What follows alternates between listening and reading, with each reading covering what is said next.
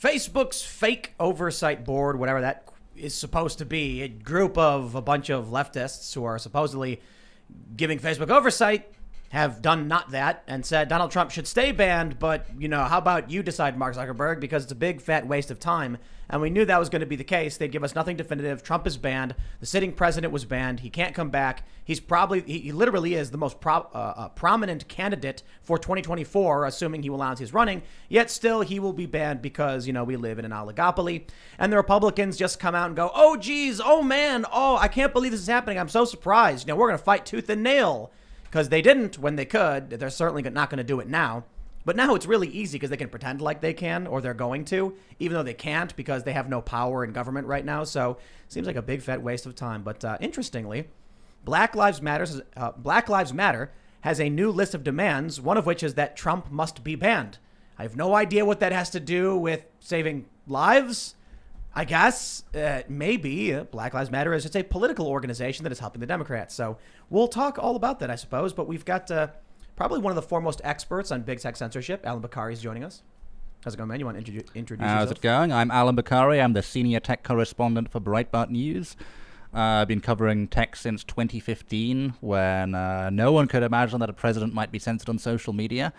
When the left loved technology because Facebook allegedly elected Barack Obama. And I also wrote the book, Deleted, Big Tech's Battle to Erase the Trump Movement and Steal the Election. You can follow me on Twitter at LibertarianBlue. That's an old Twitter handle, which I can't change. I'm not really a libertarian. There you go. Ian's chilling. You used to be a libertarian? 2015, everyone was a libertarian. The Ron Paul age before Donald Trump. The only guy who was worth supporting was Ron Paul. I still think that's true. Yeah, that's still true. What's up, everybody? Ian Crossland in the house. IanCrossland.net. Thanks for coming. Yeah, and I'm in the corner as well, pushing buttons for this cool show. We got a bunch of crazy stuff because we were talking about, just before the show, you mentioned the Florida bill on anti-censorship was actually garbage. I wouldn't go as far as saying it was garbage, but it could have gone a lot further than it did. Right on. So we'll get into all that. There's a lot to talk about. Before we get started, head over to timcast.com. Click that big old beautiful members only button, sign up, and then go to the members area where you can see a whole bunch of amazing members only exclusive segments. We were talking with Kimberly Klasick the other day. She said Black Lives Matter was a communist organization, mostly a response to what many Chinese donors were saying. They were giving money to the Proud Boys because they fear that Black Lives Matter is trying to stage a communist revolution in the United States. And so we talked to Kimberly Klasick about it, and she spoke a lot about how the Democratic policies have been just a disaster for black families. So go to timcast.com, sign up if you want to see segments like that. We also talk about Gina Carano. We got Jack Murphy. We got Drew Hernandez. A lot of really great conversations. And don't forget to like, share, subscribe, hit that notification bell, and share the show with your friends if you really like it. Leave us 5 stars on iTunes, Spotify, and good reviews. Let's get into that first story. We got CNN. Good old trusty CNN. Facebook tried to punt the Trump decision that backfired. It's an interesting take. They say the Facebook Oversight Board was designed to make some of Facebook's most difficult decisions for the company. But on Wednesday, the board put one of the biggest dilemmas facing the platform back on Facebook and company CEO Mark Zuckerberg. The board said Facebook was right to suspend Trump in the immediate aftermath of the insurrection. But Facebook couldn't just make the suspension indefinite with no actual rule on its book. So basically, everybody was waiting for this huge moment. Was this supposedly independent body going to say Donald Trump should be allowed back on? Instead, they were like, well, I mean, Mark, you decide. So there's no real point having them. We knew this was going to be the case. We know that. Let me just slow down. Is anyone really surprised? I'm surprised people are like, well, this is crazy. A sitting president was banned. Yeah, he was banned 4 months ago. What are you talking about? How is this news? Yeah, I mean, did anyone really expect this Facebook Oversight Board staffed entirely by anti-Trump figures, people who compared Trump to Hitler in one case, was ever going to come to any other conclusion? Of course they were going to uphold the ban. And what they've done is they've essentially passed the buck back to Facebook saying, well, in 6 months you have to make a final decision. It's in your court now. So Facebook already made their final decision. Yeah. The Oversight Board was supposed to be the special thing, but I just love how stupid so many people are. When they were like, first of all, the journalists who were like, oh no, oh what if they overturn Trump's ban? Oh geez. But then you have these GOP guys, these congressmen and women who are like, I can't believe they made this decision. We got to break up these companies. It's all meaningless. It's a big, meaningless waste of our time. Yeah, what's the GOP going to do at the national level? They don't hold power. When they did hold power, they didn't do much about it.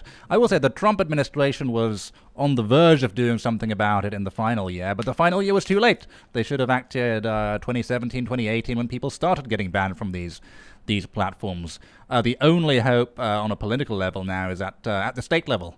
And, Texas has an interesting bill. Florida has a could be worse bill, I guess. Is it better than nothing? It's better than nothing. It does impose some transparency requirements on the tech companies, which, unlike the rest of the bill, can actually be enforced. But the Texas bill actually is very interesting, and Senate Bill 12 in Texas, that's worth taking a look at. What is that going to do? So unlike the Florida bill, the Texas bill has a general provision against viewpoint-based censorship that doesn't mention the word common carrier or public accommodation, which are the two laws you can use to regulate businesses and restrict who they can and cannot deny service to. But it functions in much the same way. And the reason why that's important is because unless there are only like a few legal routes, and I'll preface it by saying I'm not a lawyer, but there's only a few legal routes you can go to tell a business who they can and cannot deny service to, or whose speech they can and cannot host, because otherwise they'll just say, well, we're businesses. Businesses are considered persons by U.S. law. Therefore, we have First Amendment rights to host the viewpoint we want and to censor the viewpoints we want. But there are certain types of businesses that can't do that. Common carriers have to provide access to everyone on a reasonable, non-discriminatory basis. Public accommodations have to do the same under civil rights law. There are also state laws like California's UNRRA law, which is very wide-ranging and has actually been used in viewpoint discrimination cases successfully to say no, businesses can't exclude people, like even small businesses can't exclude. The UNRRA law, is that what you said? The UNRRA law, that's a California law. Right. I remember talking about that, but can you break it down for us? So it's like a wider ranging version of like the civil rights law. You can't discriminate based on like a wide range of categories, and courts in California have interpreted that to extend to viewpoint. So Really? Businesses that try to exclude like political extremists from their property have been shot down in the courts. The courts have said that you can't do that. Under the California Constitution as well, there was a very famous case in the 1980s, and this isn't UNRRA, this is their constitution, but there was a famous case in the 80s called Pruniard V Robbins, and that was a shopping mall that was taken to court because it didn't allow political activism on their property. And the court said, well, under California law, under the California Constitution, shopping malls have to allow political activism on their property. So if California can do all those things, there's no reason why Texas can't do it, Florida can't do it, any red state can't do it to the tech companies. Can't you just sue based on California law then to get your account reinstated, or what? Well, this is the thing. This has been tried before. The problem that all these state laws will run into is well, first of all, that didn't apply to tech companies. You'd have to write it and specifically apply to tech companies. The other problem, of course, is Section 230 of the Communications Decency Act, which is the law that says tech companies can censor a wide range of content, that they're not liable for user speech, and that only applies to tech companies. It doesn't apply to shopping malls.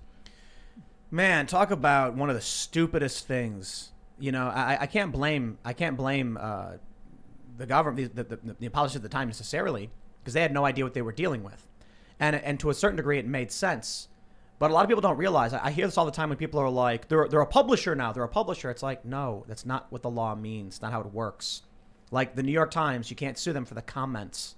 But there are a bunch of really important points to be made, like when Twitter publishes those little blurbs and news things, yeah, that is Twitter speech. That's Twitter making a statement. Everyone's a publisher if you have a website, even Twitter. But it doesn't. It's actionable when Twitter says something, not when one of their users says something. Well, what blows my mind, I've said this before, is that Wikipedia enjoys the protection of Section 230. I mean, how though? That makes no sense to me.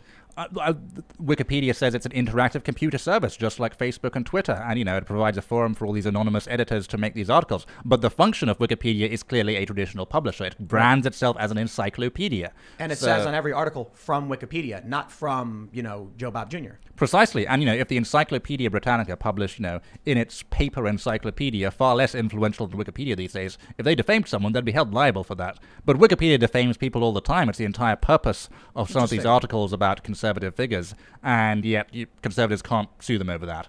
Why can't you sue them? Has anyone tried? People have tried, yes, in various jurisdictions, but have they ever made that argument that Wikipedia is not? Look, it's we've talked about this before. We had Larry Sanger on, who was one of the co-founders. And we talked about how on Twitter, it says, at Libertarian Blue, it's you, it's your account, your words. Wikipedia says from Wikipedia. If you want to see what the users posted, you got to go to the not what's it called? The history. You got to history, view the history of the article, and then you can see post made by this person. The article itself is not is an article published by Wikipedia. Period.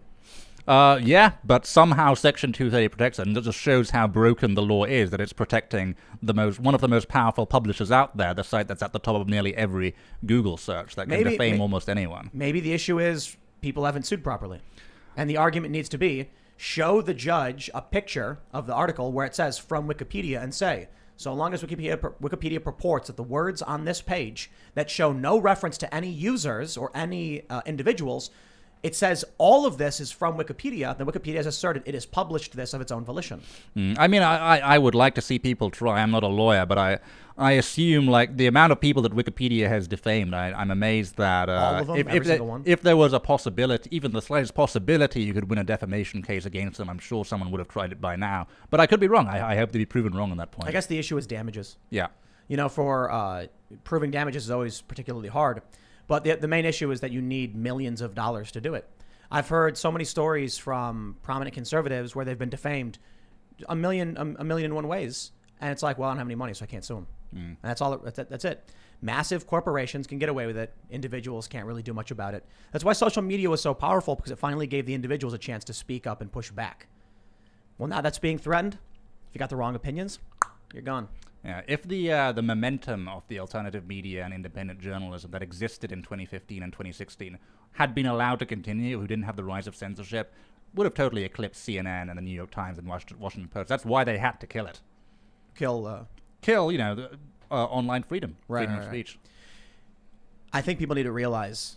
I think people need to stop and take a look at some web archives. Look at what the internet was 15 years ago compared to what it is now. Look at YouTube 10 years ago compared to what it is now. And you're going to go, wow, I did not realize how much it changed. Before Google bought YouTube? No. I mean, 2006? Yes. But I'm just saying. Couldn't say anything, but it was pretty close. I'm just saying the internet in general has become Disney. You know what I mean? Like, back in the day, the internet was nuts. And it Disney's was become crazy. trash. The iron law of oligarchy. Eventually ruling elites inevitably emerge from any system. Yeah, well, the issue, I suppose, is it's a tendency within any system, I suppose, for organization, right? So you look at movies. We used to make crazy movies. A lot of them would flop. Some would succeed. And you ended up with weird things like Groundhog Day. Amazing movie. I don't think it made blockbuster money.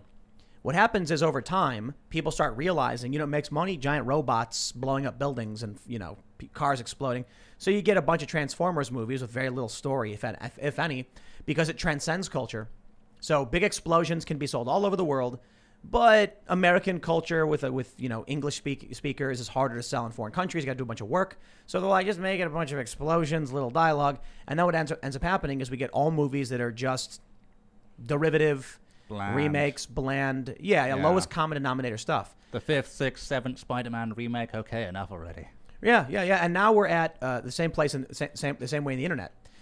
For a long time, people just made whatever they want on the internet. It was a really weird place where people did weird things. And then big companies started to realize what really made money. They started to invest in only certain things. Then big companies didn't like the idea of fringe weirdos, started banning them. And now look at the kind of shows that are available to you on YouTube. You really need to think about this. Only a few years ago, you could go on YouTube and search for the most ridiculous thing, like, DMT, for instance. Now you do, and it's all like CNN, CBS, NBC. It's all just big mainstream corporations. It's like turn on the TV. Yeah, we leaked the YouTube blacklist on this at Breitbart back in 2018. They have a literal list at YouTube that they call the controversial query blacklist. And it's just a bunch of political terms, and whenever they add a term to that blacklist, has thousands of entries, by the way. Whenever they add a term, it just reorders the search results, so there's just CNN, BBC, and whatever, everything else you'd expect. I was searching for Project Veritas recently because they put out that music video. Oh yeah, Oligarchy. Yeah. So I'm looking up Project Veritas, and I type in project, and I can see all the suggested posts. Like YouTube's like, it gives you suggestions as to what it thinks you're trying to type. And then as soon as I typed in VER, it just disappeared. All the suggestions were gone. And then it's like, they figured out where I'm going and they don't like it. They're not going to autofill it for me. How ridiculous is that? Hoping that I just search for Project Ver and then get some random channel. Maybe it's a good idea to create a channel called Project Very. For sure. And then just talk about Project Veritas and that's it. Yeah. Then YouTube will autofill Project Very. Project Verit. Project Verit dot Verita. as. Project Project Verit dot Verita. as. Get it. Dot as. No, just Project Verit. So that when people are searching for it autofills and then people will click your channel instead. Veritus with a U. Verit. Well, no, it wouldn't. That's I so guess I short. suppose it would autofill that. In 2008, I was really politically active on YouTube, just like screaming at the internet that we have the control now. Now that we have internet video, the president of the United States, president of Russia can do a video chat and everyone can watch. You don't need Secret Service. We're in a new paradigm. And I was talking and people were like lighting up, believing it. And so CNN wanted to get in on it. So they funded the CNN YouTube debates. And for the first time in history, they took YouTubers' questions for the candidates. And it was the most, I asked like about the Federal Reserve. I want to know why the banking establishment had co-opted our government. No.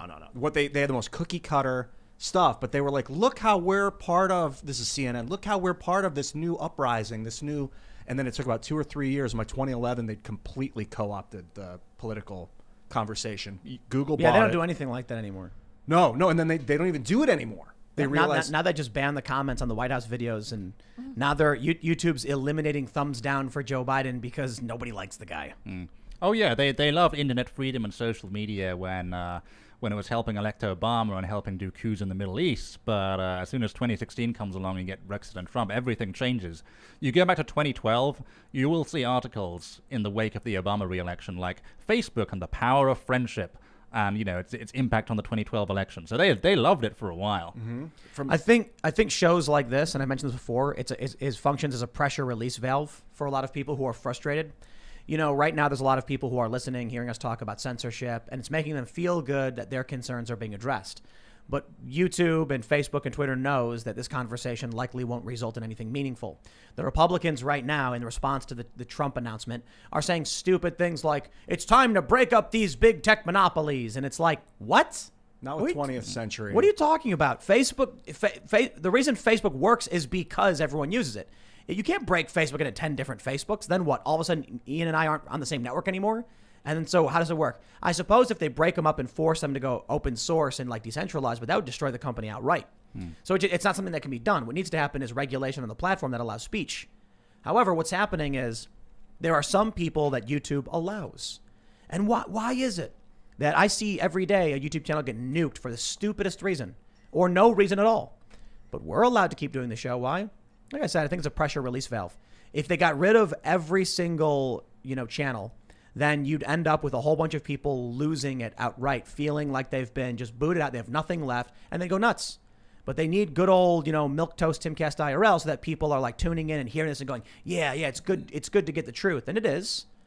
But they also know that it's just enough to keep people calm. Correct. And if you step out of line even a little bit, they'll just ban you. So there are some things everyone knows they can't say. They banned DeSantis. YouTube banned DeSantis because he held a COVID-19 roundtable with some of the signers of the Great Barrington Declaration. They outright banned him. I think it was a temporary suspension, I believe. But there's a governor of a red state, just who will probably run for president in 2024. Yeah, well, look, I said on Twitter I think Trump shouldn't run because he's too hot. As soon as Trump pops his head up, every single uninitiated liberal is going to be screaming and banging their head on the wall, just freaking out. And if you have someone like DeSantis, they'll still smear him. They'll try, but DeSantis will not invoke the same kind of anger that people had when it was Trump. Well, however, I'll just say, I don't think a Republican can win. A lot of people are like, maybe the Republicans can win in 2022. And even I was saying it just the other day because libs have gone to sleep. I'm not confident because what's going to happen is a conservative from 10 years ago will never win an election for a few reasons. One, the modern Republican Party is more about Trump and populism than it was about establishment conservatism. But more importantly, if you even say half the things that the Democrats said, they'll call you far right and they'll suspend you or shadow ban you. So what's going to happen is a Republican might win in 2024, but this Republican is going to be basically Bernie Sanders. And then the Democrat's going to be, you know, further left, a full-blown communist. Maybe not by 2024, but certainly in the next, 15 or 20 years. When all of our opinions are being filtered through the far left lens of Silicon Valley, conservatives get banned, and the remaining conservatives are the milquetoast centrist conservatives. And then 10 years after that, those people are fringe far right who are banned, and the conservatives are going to be socialist otherkin or something. That's I mean, when we're talking about, lots of people say, the 2020 election was stolen, but in a sense it was, but it was done in the open by Silicon Valley censorship, which they didn't even try to hide the censorship. I mean, Breitbart News found out that Google was censoring us through Google's own analytics tools, so they didn't care that we knew. How did that happen? What did they say? So they introduced a major algorithm change around 6 months before the election, and right after that algorithm change, impressions and clicks on Breitbart's visibility on Google search for Breitbart News links, it went straight off a cliff, like went right down. So it was clearly something artificial. Happened to a bunch of other conservative sites as well, and that remained the case for right up until the election. Plus, you could search for the exact string of Breitbart News headlines in Google, and the link wouldn't come up. Right. Same thing was happening to my other channels as well. And it wasn't until I talked about it on this show that one day people were like, oh, no, your channels are back. You would take the exact title of one of my videos and put it in Google, and it wouldn't come up. So something happened around, I think it was like May of 2018, where was that when you noticed the algorithm shift? It was a little bit later than that. I would say it was May of 2020. 2020. Yeah, so around 6 months before the election. In May of 2018, there was tons of people were talking about it. You could look in your analytics and check your recommendations, and you'd see just one day it went boom to like went from like 10% to like 1%. And then people weren't getting any suggestions anymore for any political content that was deemed to be, just anti-democrat, anti-woke.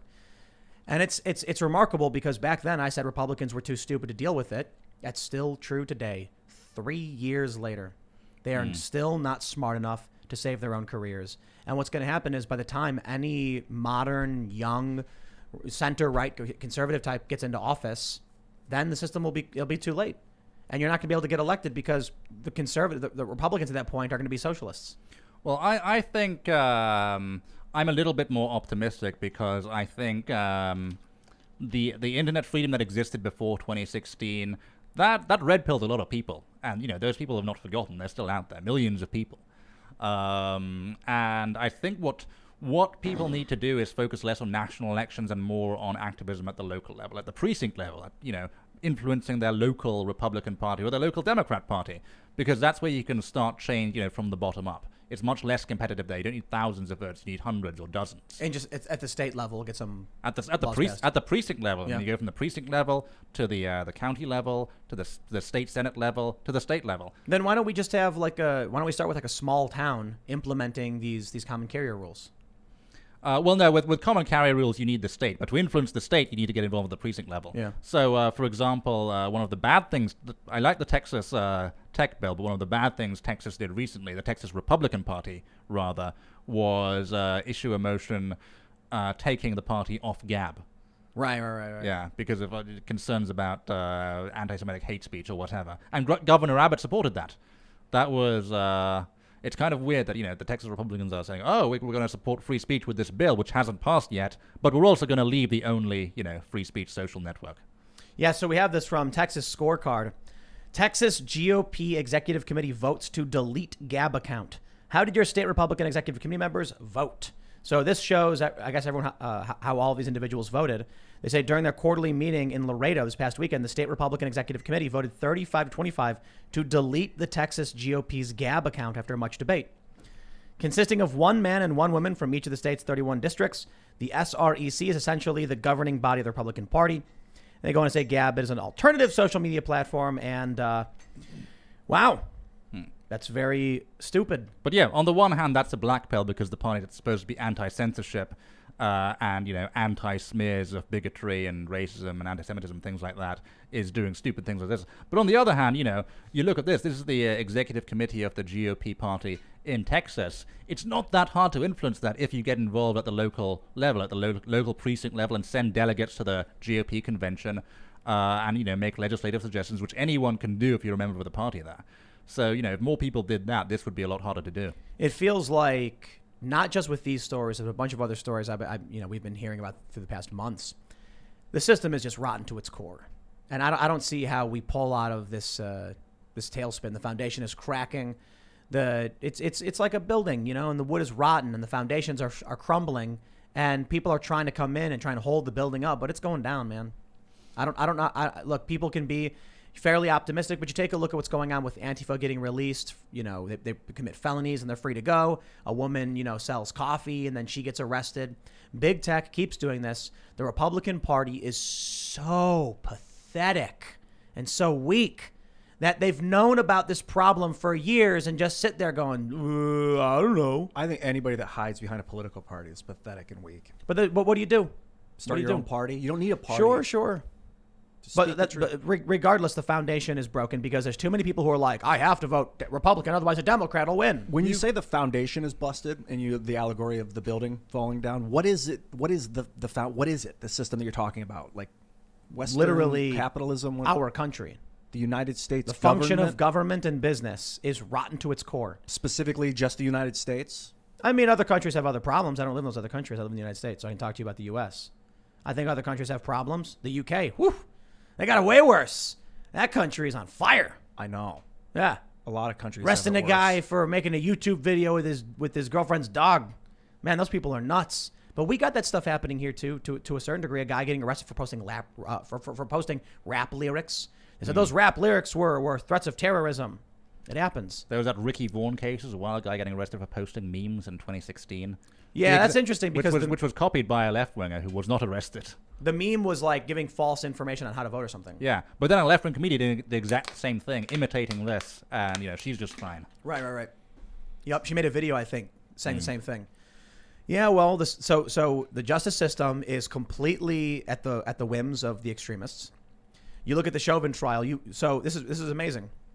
In the Chauvin trial, you have this juror who lied, said he didn't go to these protests. He did. The Floyd family spoke there. Then he claimed he doesn't remember owning that George Floyd shirt. And then Jack Posobiec not only found a picture of him wearing it, but found a video of him in his own YouTube channel wearing the shirt. This guy's clearly lying, and you know what's going to happen? Nothing. There's not going to be a new trial. The system is rotten to its core. Mark Zuckerberg can do whatever he wants. They call him in over and over and over again. Nothing happens. It's a pressure relief valve. The system is corrupt. There's Democrats extracting all they can from the system as it burns to the ground, and Republicans are just also essentially getting as much as they can out of it while it burns to the ground, and just telling you they're giving you enough to make you think they're fighting back when they are not.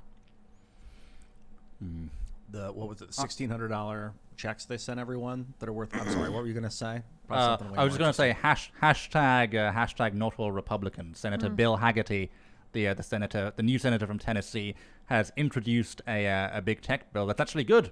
That you know what? I sure not all Republicans. I like Rand Paul. We're singing the praises of Ron Paul. Ron Paul's a good dude. Rand Paul's pretty good. They're not all perfect.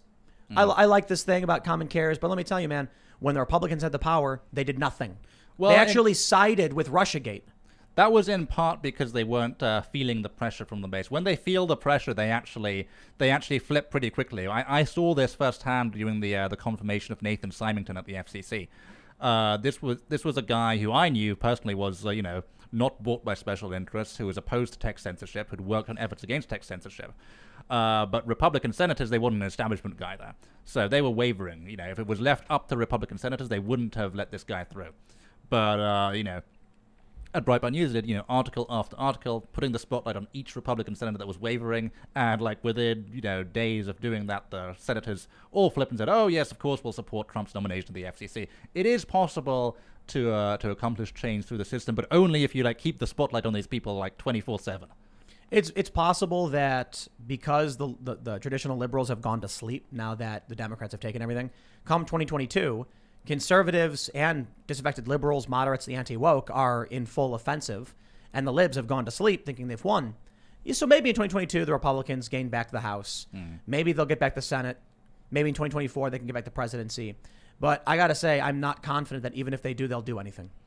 Look, people like Ted Cruz, I think he's better than most of them. But I still think all of them are more worried about what the New York Times thinks of them than what their constituents do. That's true. Republicans need to start ignoring the media. This needs to be the new paradigm. Well, and everyone, like with a platform or in a position of influence, just ignore the media. Absolutely, stop participating in their broken systems.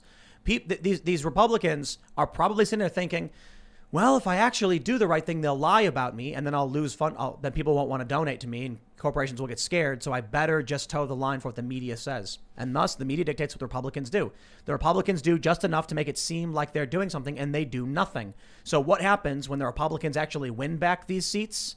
Then all of a sudden, you're going to see them say, well, hold on, we need to have a hearing and slow down. We can't just do this. Democrats, on the other hand, are like rubber stamp it all, set the place on fire. Dude, they're getting paid massive amounts of money to sit there and just field questions and talk about stuff. They're getting paid. They don't barely do anything. And then they're getting bribed by corporations to pass bills and to vote yes on stuff they haven't read. So busted. They how many times, how many elections are we supposed to go through crossing our fingers? Right. I think one of the issues too is that millennials have only experienced so many election cycles. And so as the older generation starts to fade out and retire and stop paying attention or pass on, then you end up with the next generation of, Gen Xers and millennials who are just basing everything off of, we've been through 4 election cycles and we've seen this, that, and this. This is the time. This is our chance. If you took one person who was 1,000 years old, he'd be like, oh yeah, this again. We've gone back and forth with this like hundreds of times. Yeah, you're not going to get what you want. The system is a gross amalgam of weird, corrupt policies that don't make sense half the time. And they'd also be like, don't break your country. Don't break your country? Yeah, just come on, guys. It's up to you. Please no, don't it's break it. it's broken. Well, they're breaking it. There's people setting fires. I know. For over a year. The riots have been continuing. And then we get the FBI being like, these far right terrorists are the biggest threat. And you're like, I didn't hear helicopters and sirens outside my house because of the far right. I didn't have to move an event I was putting on near my home with guest speakers because of the far right. The far right was the terror. It was the boogeyman. Terrorist. It was boogeyman. because Antifa called and threatened to burn the theater down. Yeah. It was because far left rioters crossed the bridge and started rioting in the suburbs. Yet I turn on the TV and the system is dominated by the cult. Mm-hmm. These people who don't care. And I really believe a lot of these people who go on TV, these Chris Wray or whatever, the FBI, they know they're lying. Of course they do. But they don't care about you. And all they care about is making sure the New York Times is nice to them. They're all more worried about what the New York Times has to say than the people of this country. There was a Solzhenitsyn quote about this during the Soviet Union, something like, we know they're lying. They know that we know that they know that we know that they're lying, and we know that they know that we know that they know. That's what I was getting to. That's the point we're getting to. There's a lot of traditional liberals who don't know anything. And it's the best example is that they've all gone to sleep. They're no longer paying attention to politics. The ratings are dropping. They don't care. They never cared. And it's scary that these people are empowering sociopaths and psychopaths. And that's true for Republicans, too. There's a lot of conservatives who go to sleep all the same, don't pay attention. And that's why you end up with a lot of never-Trumper conservatives who just all they cared for was the establishment. That's why you end up with Kinzinger in Illinois getting all this support and getting these votes. Because you've got people who just don't care. Dude. I think they're on the way out. I think Liz Cheney's on her way out. She might lose her leadership position. Kinzinger's going to be redistricted out. Then he'll probably get like a position on MSNBC as a ex-Republican commentator. It's very popular. But they seem to be on their way out of the party, except for the really smart ones like Dan Crenshaw, who pretend to be all MAGA but are basically just establishment. Yeah. But it's interesting that they have to pretend to be MAGA. Right. Because I think that there's a lot of people who woke up due to the internet. They're paying attention now. They're getting their facts. They're watching shows like this, and they're realizing, the media's lying a lot. But the media is doing everything in its power to make sure they can maintain the facade. So one thing that's got to happen is YouTube's got to purge itself. YouTube wants to be Netflix. They don't want to be YouTube anymore. Let me ask you a question. Let's ask everyone a question. What's worse, big media or big tech? Big tech. Yeah, tech. Why would you say? I would say big media. Why would you guys say tech? Because big tech can block you from talking to your own mother. Correct, but what drives that? I think big media has driven most of the tech censorship. Because might be right. you see this happen, like whenever Facebook or YouTube doesn't move quickly enough. I'm not saying, the tech companies are blameless, but whenever they don't move quickly enough, they'll start up these huge advertiser boycotts they do against YouTube, against Facebook. And the whole panic around disinformation and fake news was started by the media. Right. But If that hadn't happened, there would have been some pressure on the tech companies to censor, but it's only because of the relentless pressure from the media over the past 4 or 5 years that this has escalated so rapidly. The Hunter Biden story was censored by big tech before there was any media. There were some tweets from journalists. Well, I think it's gotten to the point now that they're anticipating what the media will do and what the Democrats will do. The reason I said tech is because they can build the algorithms that you don't see, and that, like with media, at least you see what they're feeding you, and other people are eating it. Maybe you're not, but at least you see it, that's what they're eating. But with tech algorithms, you don't know. Like, why am I seeing the things I think I like? I don't know, because some scientist in a room has decided that he wants me to see it that way, and I can never know because of the proprietary software. I think over time YouTube's going to slowly excise channels like this. They are doing everything in their power to make it seem like they're not banning or censoring you, but they will reduce visibility slowly over time. Go open a private window in a browser and then go to youtube.com. And you'll be like, wow, is this what people are watching? Yes, because it's the only thing they know. It's the only thing they know that exists because it's what YouTube gives them. Open up a new account on Spotify. See, here's the music they're recommending to people. We are in this small space of, I guess, I don't know what you'd call it, right? Initiated individuals, I guess is one way to describe it. People who have paid attention to politics, who know what's going on, and they're doing everything in their power to make sure that more people don't come into the space and just go back to sleep. Everything's okay. We're going to keep blowing up kids in the Middle East. Don't ask any questions. Take the blue pill. Saddam Hussein had weapons of mass destruction.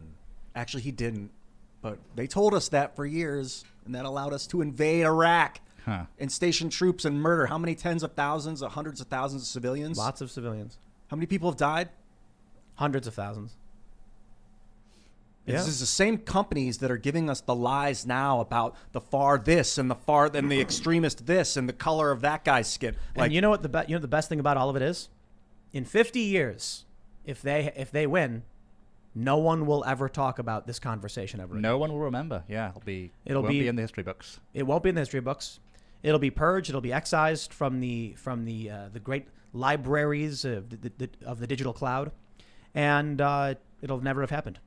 As soon as the generation that we're in passes, if they have their way, and it sounds like nothing's going to stop them because the Republican Party is a bunch of feckless losers, then we end up in 50 years with the Republican Party is a bunch of socialist otherkin arguing with communist transhumanists who have already integrated their bodies into robot bodies.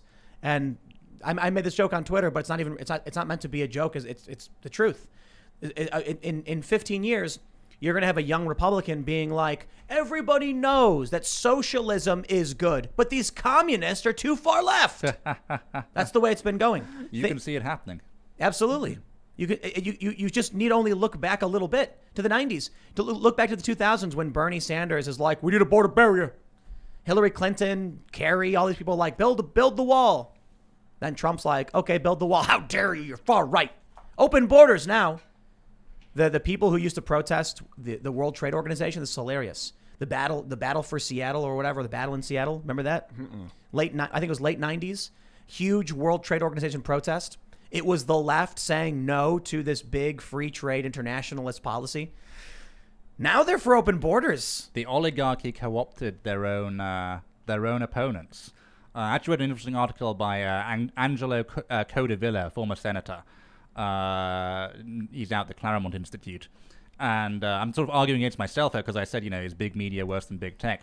But what this article argues is that they're all interchangeable. Like the guy who runs the FBI, the guy who runs Facebook, the Democrat politician, the Democrat president, all of the guy who runs CNN, all of them are interchangeable elites working towards the same goal. The guy who runs the activist organization, also interchangeable. They trade places, and they all want the same thing, which is to reduce the power of the people and increase the power of elites. Check this out. From the Washington Examiner, Black Lives Matter releases new list of demands, including permanently banning Trump from all digital media platforms. Why does Black Lives Matter care about one guy? I thought Black Lives Matter was about empowering, the black community and stopping the police brutality. But I guess they're really concerned with making sure the Democrats win. That's one of their new demands. So this is it. This is the proof that their goal is to rewrite history and control from this point on history. If nothing changes in 50 years, Trump may as well not existed. I once had a very long phone conversation with a Facebook press representative who was supposed to just give me like a canned comment for my article, but instead he went on for 30 minutes trying to persuade me that Black Lives Matter is not a political movement. And when I say that Facebook is political because it supports BLM, I'm wrong, because Black Lives Matter is non-partisan and non-political, and everyone should believe in Black lives. But yes, this non-partisan, non-political organization wants to ban wants a president to be banned from office. What do you think Doesn't the sound history political books at all. will say about Donald Trump in 50 years at this pace? They're going to say He had a bunch he of was hotels. he was a white supremacist. They say he was a violent white supremacist. He incited insurrection and tried to destroy the country, and he was dutifully defeated by a powerful and well-informed electorate who challenged the fake news ecosystem that he had created. That'll be history. The pictures of him will make him look grotesque. He'll have a bright orange face with tiny hands, and that's all people will know about him. I disagree with that. I think what they'll say is that this current Republican candidate is way too extreme. Even Donald Trump was more moderate than that. You know, this is how it always goes. The last Republican president was a moderate, and the current Republican president or candidate is way too far, way beyond there. So George Bush is now a hero, Right. whereas at the time he was literally Hitler. Yeah, but you look at George Bush now, and George Bush is parroting the establishment and the woke left. So Right, which loves him now. But back then they were like that this guy he's racist, he hates he doesn't care about black people, But he's a he was- warmonger, he's Hitler, blah blah blah. But they look, called John McCain a racist, and they called Romney a sexist, and now these are all heroes of the establishment. So Trump was a moderate, though, compared to them, and they called him far right. Indeed, yeah. So they can't have, it's hilarious watching, looking at CNN and the Twitter accounts of some of their personalities when they're just trapped in this time vortex where January 20th has never come, and they're stuck there with Trump all around them. And the things they say about him, I'm like, Wikipedia and universities and academia is totally corrupted and tainted with bunk, insane information. They push lies every day. You go on Reddit, you see what people think. They think wrong things because the media is no longer about mainstream corporate press. Is for a long time has not been around to inform people. It exists now to misinform people on purpose. Someone got smart and they were like, man, these journalists, maybe it was the mob, maybe it was these corrupt politicians back in the day. They were like, this journalist is going to expose my affair. I can't have that. I know.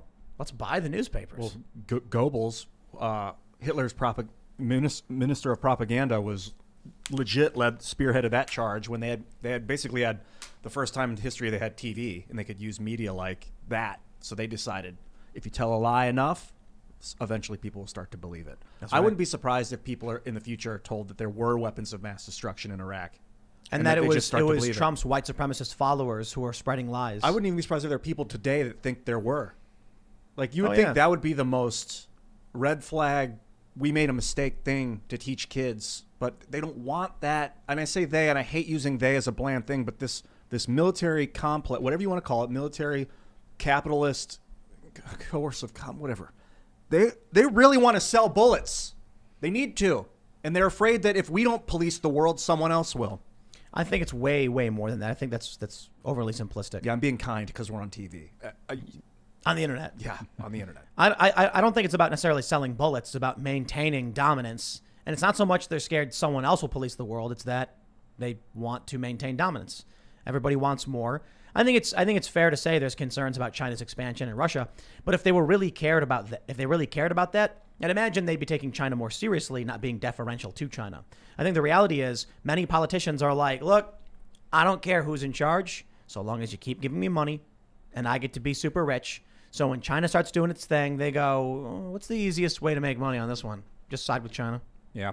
The way to understand American foreign policy, I think, is that for a long time it hasn't been in the interests of the American people or even in the American national interest in terms of maintaining dominance. It's just been, which foreign lobbyists are throwing around money, which think tanks are throwing around money. That the whole Russia panic was driven by these very powerful, influential cross-Atlantic think tanks like the Atlantic Council, and the German Marshall Fund, who their entire job is predicated on a U.S. focus on Russia. So at the slightest hint that there might be a pivot from Russia to China, these guys freaked out, which is why they became some of the most anti-Trump people out there. Yep. Yeah, so history is written by the victors. Yeah. And But then again, there are also, people who have an interest in a China focus. So it's just all these groups competing. Man, I'm a bit, I don't know what the right word is. Pessimistic, to say the very least. There's some positive things. We've seen the Olympics just banned Black Lives Matter protests, kneeling, pumping your fist or whatever. I think we've seen some Hollywood stuff that's been anti-woke, and it may be because now that Trump's out of office, they're like, okay, we better pull this back before we lose control. But regardless, the establishment is in control. I've heard a cynical interpretation of the Olympic thing. If the Olympic Committee allowed political expression by American athletes, that have to allow political expression from Chinese athletes, right, and North Korean athletes. Actually, is North Korea banned from the Olympics? I don't know. But all these authoritarian regimes would send their athletes and say, "Hey, show the hammer and sickle. Hold a sign saying the Hong Kong protesters are terrorists, etc., etc." Yep. So they'd have to cave to all these other countries as well. That's probably why they did it. It's true, and I'd love to see more protest against China, but they're still allowed to protest, just not during the games. So I'm like, maybe that's a good thing. Maybe everybody needs to chill out a little bit. This is like, the violence, the escalation. The problem is it's one-sided. It's the people protesting China aren't going around blowing things up. I mean, in Hong Kong there was rioting, but you look at in the U.S. it's Antifa, and they're gaining ground and they're winning. They're winning the legal battle. They're winning the media battle, and the federal law enforcement is acting like they don't exist and giving them space to just destroy everything. To inject some optimism, there's state laws against critical race theory. That's a positive development. Lots of red states doing this. But when you were talking about the Florida's law on social media censorship not being enough, it's the same thing that's true for these bans on critical race theory. It's not just critical race theory. It's wokeness encompasses critical theory in general, which is every aspect of identity. So now you've got a whole bunch of people saying critical race theory, and they're totally ignoring critical gender theory. And, there's a whole slew of identity-based, theories that exist beyond race. So it's like better than nothing, but still, how are we supposed to catch up if we're going slower than they are? They're not just passing laws. They're burning down buildings, cutting off pigs' heads and putting it on the porches of the former home of one of the witnesses in the Chauvin trial. They're lying to get on the trials in the first place. And the good principled, moderates and disaffected liberals and conservatives are like, well, we're not going to do any of that. And we shouldn't. And if you even think about doing it, the FBI will go, oh, and they'll send 12 agents down because they found a garage pull rope in your house. Yeah, the FBI is just like the enforcement arm of the Democrat-controlled oligarchy at this point. I mean, it was during Trump as well. It was, yes. Yeah. Yeah. So forgive me for being a little bit pessimistic, huh? You know what? Well, politically, I think it's busted AF. But I think the real solution is technology. Like if we can have water, decentralized water supply for every human, and we're able to travel and live spread out, I think a lot of these problems will dissipate. So although it is important to focus on this political stuff, China, America, Black Lives Matter, violence in the streets, but it's not the solution. I don't think it's the solution. No amount of arguing and yelling and signing paperwork is going to solve it. We need technology that can allow us to become independent. Yeah, the technology is currently owned and controlled by the cult, so proprietary technology is concerning. IP wasn't even invented until I think Queen Elizabeth created copyright in order to protect the Bibles that she wanted to sell so that she could maintain profit on all the Bibles. Before that didn't exist. You could just kind of trade information freely. No, I think IP should exist. Well, maybe it should be reformed, especially with software code, I think. Somebody who works, 100 hours to make a feature-length film should be compensated for producing that work.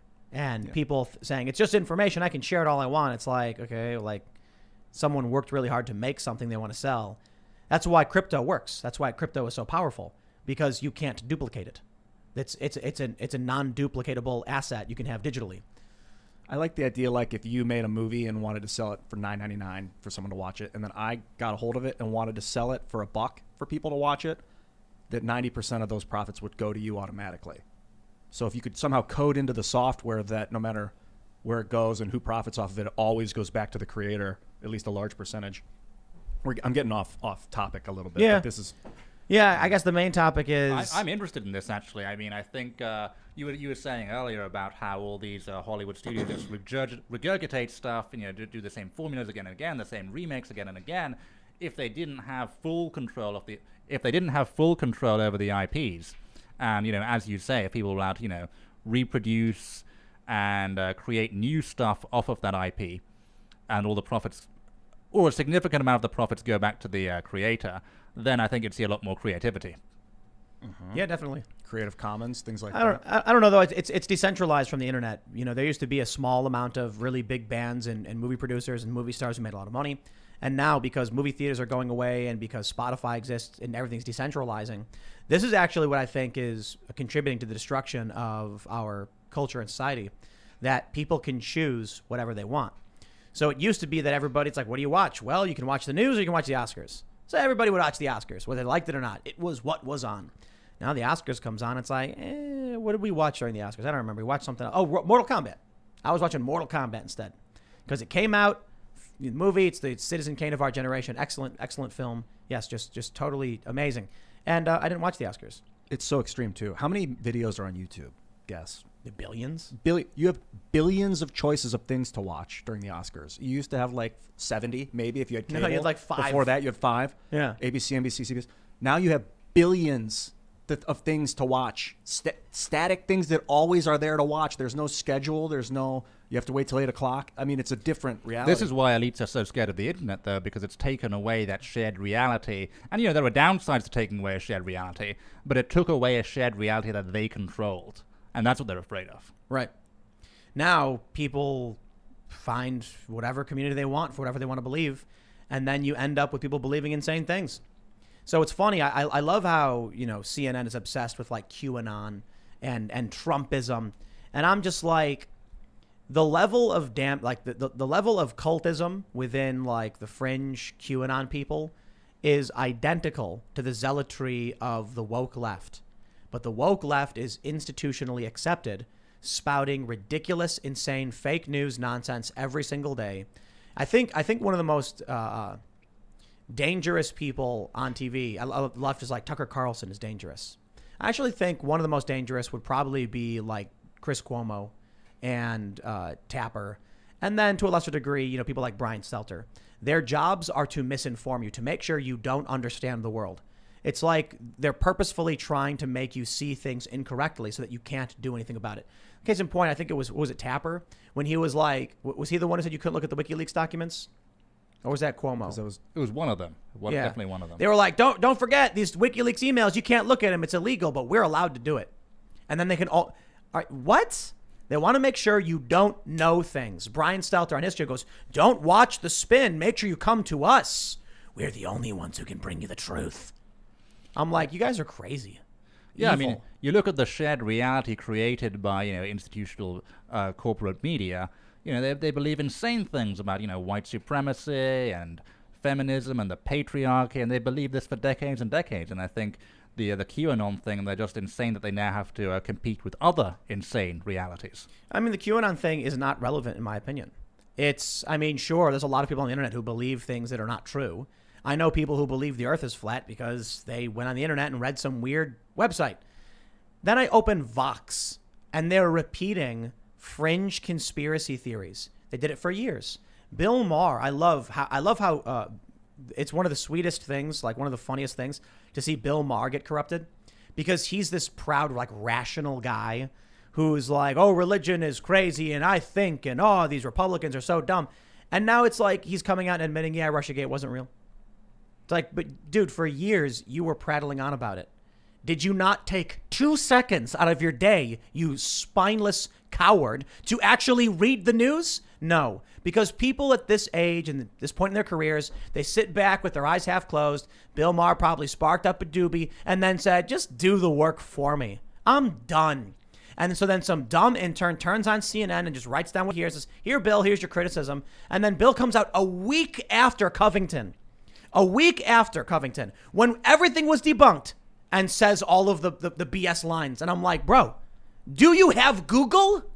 Well, you know what? I can't blame him because Google's banning certain news outlets. Exactly. They're pointing him to confirmation bias. A lot of times people are getting pointed towards articles that confirm what they want to believe.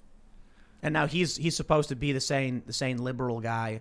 I appreciate the fact that he pushes back on the wokeness, but his talking points are just regurgitated fake news, and the dude doesn't have the wherewithal to actually know what he's talking about. More so than many others, to be fair. They want us to, believe that the scariest, most dangerous conspiracy theories are the ones on, anonymous message boards. But the conspiracy theories we should be worried about are the ones that exist in universities and in the CNN newsroom because they're the ones that have influence. Yeah, like the Project Veritas exposing the technical director who's like, we got Trump out, it's what we do, and we're going to be fear-mongering, going COVID, death, oh man, gangbusters for ratings. These people are sick. What do you think is more dangerous conspiracy-wise, the World Economic Forum's Great Reset or CNN putting COVID numbers at the top of the screen for emotional manipulation? I think that they're both pretty dangerous, which is kind of dodging the question. But it goes back to my point that no one's shared reality is going to be perfectly absent of nonsense, because we all end up believing nonsense based on what our in-group believes, and we all confirm it our own biases. Therefore the ones we should be most critical of, the shared realities we should be most alert to, are the ones that come from universities and the mainstream media and these big organizations like the World Economic Forum, because those institutions have power, whereas random anonymous message board with Q posters does not. I think a lot of what we're seeing is Great Reset stuff. So it was interesting. Someone made the point that when they announced 15 days to slow the spread, Mark Zuckerberg said, we're not going to reopen until next June, like a year from now or whatever. And then sure enough, that's when a bunch of the states are lifting their lockdowns, as if Mark Zuckerberg knew, or it's a coincidence, whatever. The point is, a lot of these businesses took action, whether it mattered to the pandemic or not. A lot of these states were doing things that had nothing to do with the pandemic. For instance, there was a woman in North New Jersey who was selling things on Facebook online. She had a little resale shop, and when they shut all the businesses down, she was in her business and she was filming things saying, if you see anything you like, just let me know and we'll ship it out. And the cops showed up with a smile on their face and said, ma'am, you can't do what you're doing. And she was like, what do you mean? They're like, you have to close your store. And she goes, we are closed. No, ma'am, you can't live stream your products and then sell them. What does that have to do with COVID? And why did these cops go and do it? Those cops should be fired. But they will. Like 25% of people who have not left their homes throughout all of COVID, something insane like that. That's serious delusion. That people want us to talk about Q and stuff like those people. I'm scared of those people. I'm terrified of these people because they vote, and it's like you see these videos. There's one video recently of a woman wearing, it's like she made out of PVC pipe, this like the square rectangle thing that goes over her body with plastic sheets, and then like her hands can come out through gloves, and she's walking around with this thing. You see videos. I wonder how many of these are jokes, right? Because we bought the space helmet thing, which is really funny. Yeah. I have this thing. It's called like microclimate, and it's like a space helmet. I gotta admit though, I bought it as a gag because it was funny, but it's really useful when I'm cleaning out the garage and there's all the dust and pollen, and I would go in there, and I'd try to clean out the dust a bit, and I'm sneezing like crazy, and I'm like, I'm gonna wear my space helmet. And it works. It's beautiful. It's just big, and it's got air filters in it. I'm like, this is actually really nice. Advertisements you didn't know you needed. Yeah, maybe they should market it as like when you're cleaning in a dusty place, and you need filters because of Yeah, and for your eyes too. But anyway, you have a lot of these people who believe the most insane things. These videos where like people are walking down the street wearing a hazmat suit or something, and they jump out of the way of people. I have friends, and it's like, dude, I get it. I understand there's a concern about COVID. But some people just go nuts.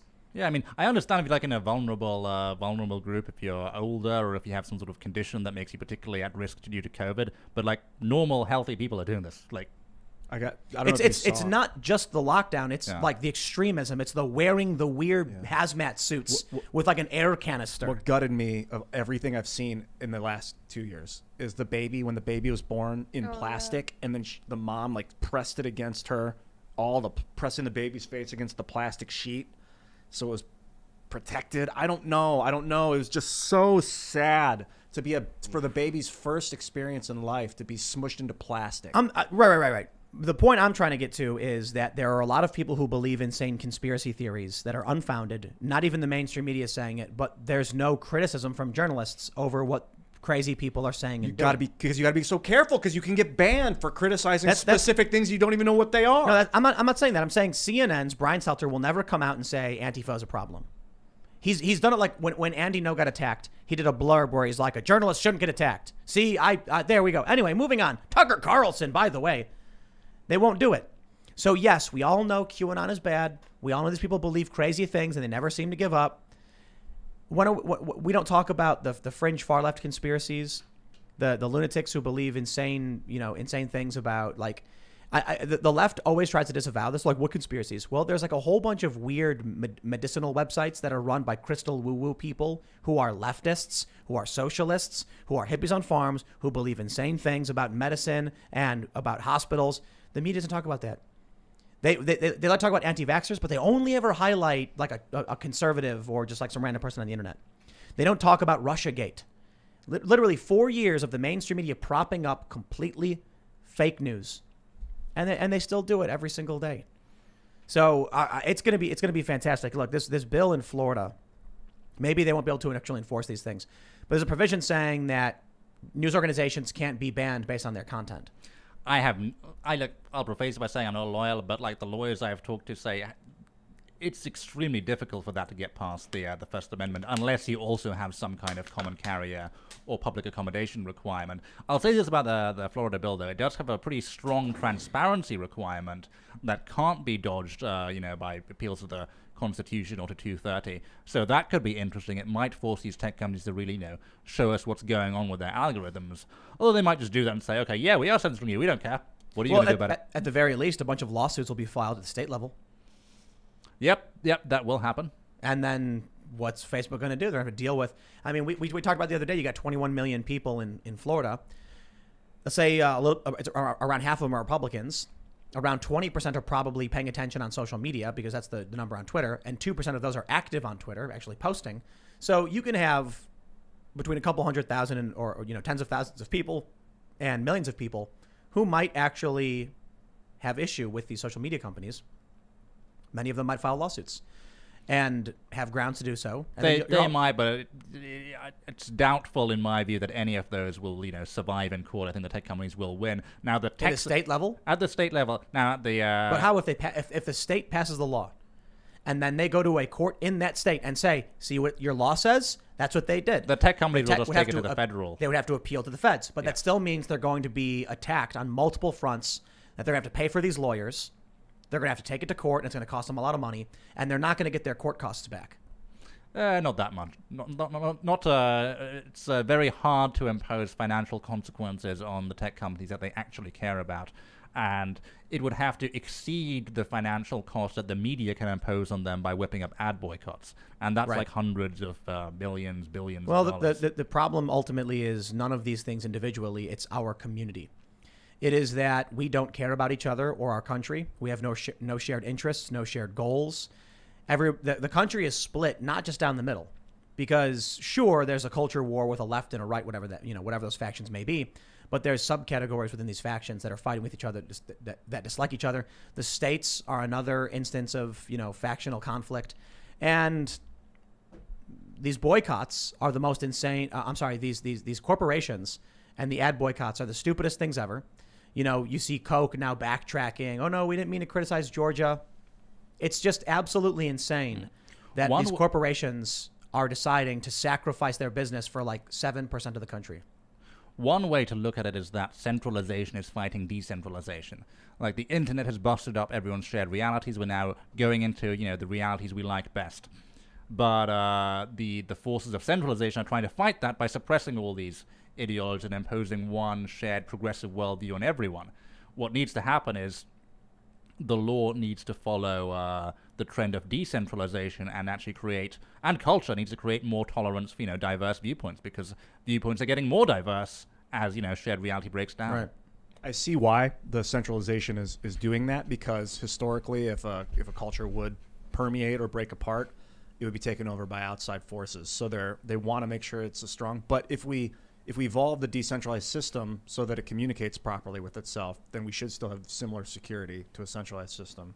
Maybe they really do like that it's breaking down. Maybe it's just look, the Great Reset. This it's funny when I see people on Twitter say it's a conspiracy theory, and I'm like, but here's their website. It's the World Economic Forum. It's the Davos Group. It's a bunch of extremely wealthy and powerful individuals around the world saying they're doing this and they're going to do it, and here's what they're going to do, and they're all woke. Yeah, the conspiracy isn't that it exists. The conspiracy is the actual thing they're doing. It's not a theory. It's a conspiracy fact. Small group of people decided to make some moves and make some stuff happen. And I guess conspiracy implies crime. So they're not literally advocating for crimes. They're saying everybody should have a stake in the globe. And look what's happening. The price of wood and steel have skyrocketed. Bacon, coffee, chicken, everything's inflating like crazy. The gold to lumber ratio is nearing 1. It's at 1.1 or something. What does that mean exactly? So I don't know exactly, but it's been this way before. It's supposed to be a good sign that there's going to be some kind of normalization, but it does show that lumber is skyrocketing up to gold. Gold isn't going down, so it's inflationary, which means your savings will become worthless. Your salaries will need to go up substantially, but what's going to happen is there's going to be a period where people can't buy things. You're not going to be able to build a new house.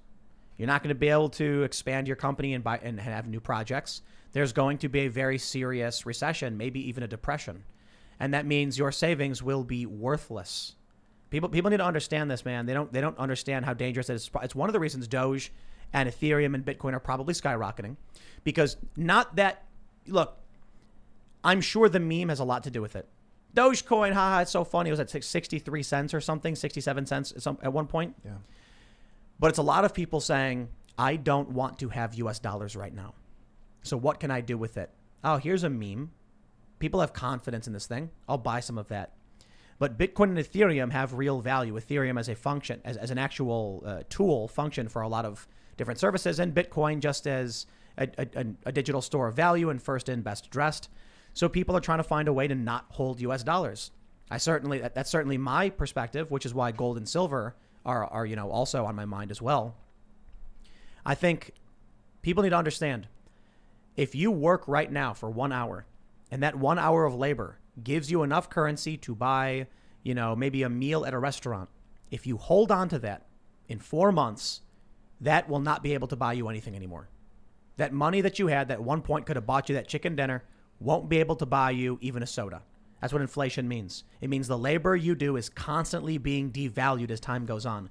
So you need to put your money somewhere where the value is retained, stored, or will increase. And inflation, by definition, means that it's getting bigger faster. So the less valuable it gets, the faster it gets less valuable. Otherwise it would be a linear deflation. It is, if that's such a thing, a linear deflation. People think it can't happen here. Oh, it can happen. People think it can't happen here. It happened in 1928, 1929. People lost everything. They bought stock on loans, and then when the stocks tanked, they had to pay back loans with money they didn't have. Margin calls. Yeah. So they called in the loans. But they were encouraged to do it by the financial industry. Of course. So you take a look at Weimar Germany and the photos of people shoveling, worthless marks in the street. You look at Venezuela. It could happen here, and people think it can't. And I'm like, no, it can. Maybe we don't know when or why, but it's really amazing how we've had such a long period of sustained prosperity that people just can't fathom hardship. I think they're going to do a currency recall where they say, give us your dollars, and for every dollar you give us, we're going to give you a token of this new currency. And you have 2 years. After 2 years, your dollars are worth zero. And that's a hard stop. The funny thing is they can just say that, right? Mm-hmm. If Biden came out right now and said the U.S. dollar is no longer going to be backed by the U.S. government, then people would be like, what your dollars. All those people hiding cash under their mattress. That's the stupidest thing, too. You saw that story about the grandfather who hid 50 grand in their floorboards? 50 grand, 60, 70 years ago was hundreds of thousands of dollars in buying power. Should have stored some gold in that box. Should have didn't do stored it. some Dogs. Nice Yeah, big yeah, box little, of little Doge. hard 70 drive. years ago, buy some Doge and put it Cold 70 storage. years. some cold storage sticks. Yeah. 70-year-old Dogecoin. Yes. That's right. That's Could you what, imagine, That's what right? you need. In like 20 years. So some people have been saying that Dogecoin is going to be cash because it never stops getting printed, right? There's Yeah. no. That works much better as a currency than Bitcoin does. No doubt. Right. So Bitcoin, it's funny because people are saying the current state of Bitcoin defies the original intent of Bitcoin. It's a deflationary currency, though. There's entropy. Coins will slowly just be lost and destroyed, and eventually they can't be produced anymore, so the value can only go up. Doge can be printed and is made forever. So a lot of people are like, that's why Doge is better as a currency, because the money market can expand with the economy. Would it not be the greatest thing ever if one Doge became $1 and it stayed there forever, the buying power of $1 right now, and it just normalized? And then in 50 years, people are like, pulling up their phone, like, how much for the Whopper meal? 43 Doge? Okay. And they scan their phones. And it's not even a joke anymore. It's just literally just Doge, like, yo, toss me 50 Doge, man. I want to go pick up some pizzas. And you're like, all right, dude. And you swipe your phone. You're like, hook it up. They're like, cool. How many Shiba Inus do you think got bought in 2021 so far? Shiba Inu. Is that the type of dog that it is? Yeah, Yeah. that's the type of Yeah, dog, how many I think were adopted over I over bet the it's last increased. 12 months? Yeah. Power to the Shiba Inu. Right. It would be funny if Doge becomes the main currency. I don't think it will. I think it's good that Bitcoin has a finite supply so that you can't overinflate it. Like some crazy guy can't be like, I'm going to print 100 trillion and keep 990 billion of them. But that we'll just keep making new currencies that have finite supplies, and you know ahead of time what we're getting into, and that's how we'll be able to have an infinite supply. I don't know. What do we think Maybe. Biden's going to do about crypto? I think it's more than likely that he's going to try and clamp down on it some way. Maybe, but I wonder if they're just going to do FedCoin. They've been talking about the Federal Reserve is going to make their own crypto, and it was interesting. I was talking to somebody about how banking works anyway, because like your bank account, there's no real dollars there. The bank doesn't have the cash. If everybody went to the bank right now and asked for their cash, they'd be like, that cash doesn't exist. It's in your account. You can spend it. You can't physically hold it. So it's a really interesting way to avoid a potential run on the banks, for instance, right? Back in the day, people went to the banks and like, give me my money, because they were worried the bank loaned too much out and there wouldn't be any available. But now the bank can be like, we can't give you your money, but here's a debit card that still works. You can still buy things with it because your money is all digital. And I was talking to someone and they said, I was like, how do they track whether or not their money's actually there? It's just, it's like an archaic kind of blockchain, essentially, that institutions will track money went from this account to this account, and here's the account numbers, and it goes to that account to this account, and there's a ledger showing all the transactions that were made, and that's it. No actual exchange of currency, no hard exchange of any physical object. So then someone makes the blockchain, and it's like they kind of just decentralize what the banks were already doing. Some centralized digital currencies have real value. In Venezuela, a lot of people bought and still buy World of Warcraft gold because it was more stable and valuable than the Venezuelan But still, currency. even to this day, because you can buy gold now on World of Warcraft. Well, that's the thing. They were either farming the gold in World of Warcraft, or they were like transferring their currency to World of Warcraft gold, because World of Warcraft gold was less likely to inflate than Venezuelan bolivars. Yeah, but World of Warcraft gold inflated like crazy. Oh yeah. I'm not saying it's stable, but it was more stable for a time than Venezuela's currency. Yeah, that's a kind of that's a very serious indictment of Venezuela. But I wonder when we get hit by that. I was reading one article where there's some big investor guy said 30% market hit at the end of the year. Of this year? Yeah, 30%. So I'm not going to tell anybody what they should or shouldn't do, but I'm going to buy a bunch of Ethereum. Me too. Yeah, Big Bitcoin. Ethereum update in July. Yeah. Yeah, you were saying they're not going to have mining costs anymore? Yeah, gas so they're fees? gonna change the way gas fees work. So I don't know all of the details, but it's gonna stop going to miners. Miners are not happy about this, and it's gonna instead some of it will be burned with every transaction. So it's gonna make Ethereum more deflationary. Oh, so instead of paying the miners, you're paying less of a fee, but the fee is actually just being... That's very interesting. But the bottom line is they're planning it to make gas fees less wild than they are today. If you can build a way to naturally deflate currency into the currency, that's how you avoid inflation, obviously. It just That's guarantees why- that it becomes more and more valuable over time because there's less of it. Or doesn't become less valuable, however you want to look at it. That's really weird. I mean, I do think that there's a possibility that Doge shows us the system is collapsing as well, in that There are people who got rich Big time. for no reason. For a meme. It's a meme economy. It's almost like labor is essentially meaningless. Think about it this way. Imagine you're a contractor. I'm sure a lot of people watching are contractors. You build pole barns or something, or small structures, and you're like, it's going to cost $10,000 for this simple steel garage you wanted, and the guy goes, hold on, let me sell some Doge. Here you go, man. And then you're like, you should give me 10 grand to build this thing for you. And you were like, you're selling Doge. What does that mean? Oh yeah, yesterday I bought a bunch of Doge and it jumped 30 cents, doubling its value. So now I'm just giving you, I didn't do any work for it, but now you're getting what you want. We are living in that world. There was a moment in January where, like, in the same day, I was, walking through my apartment building. I overheard a conversation between two people. Oh yeah, my Doge investment's doing really well.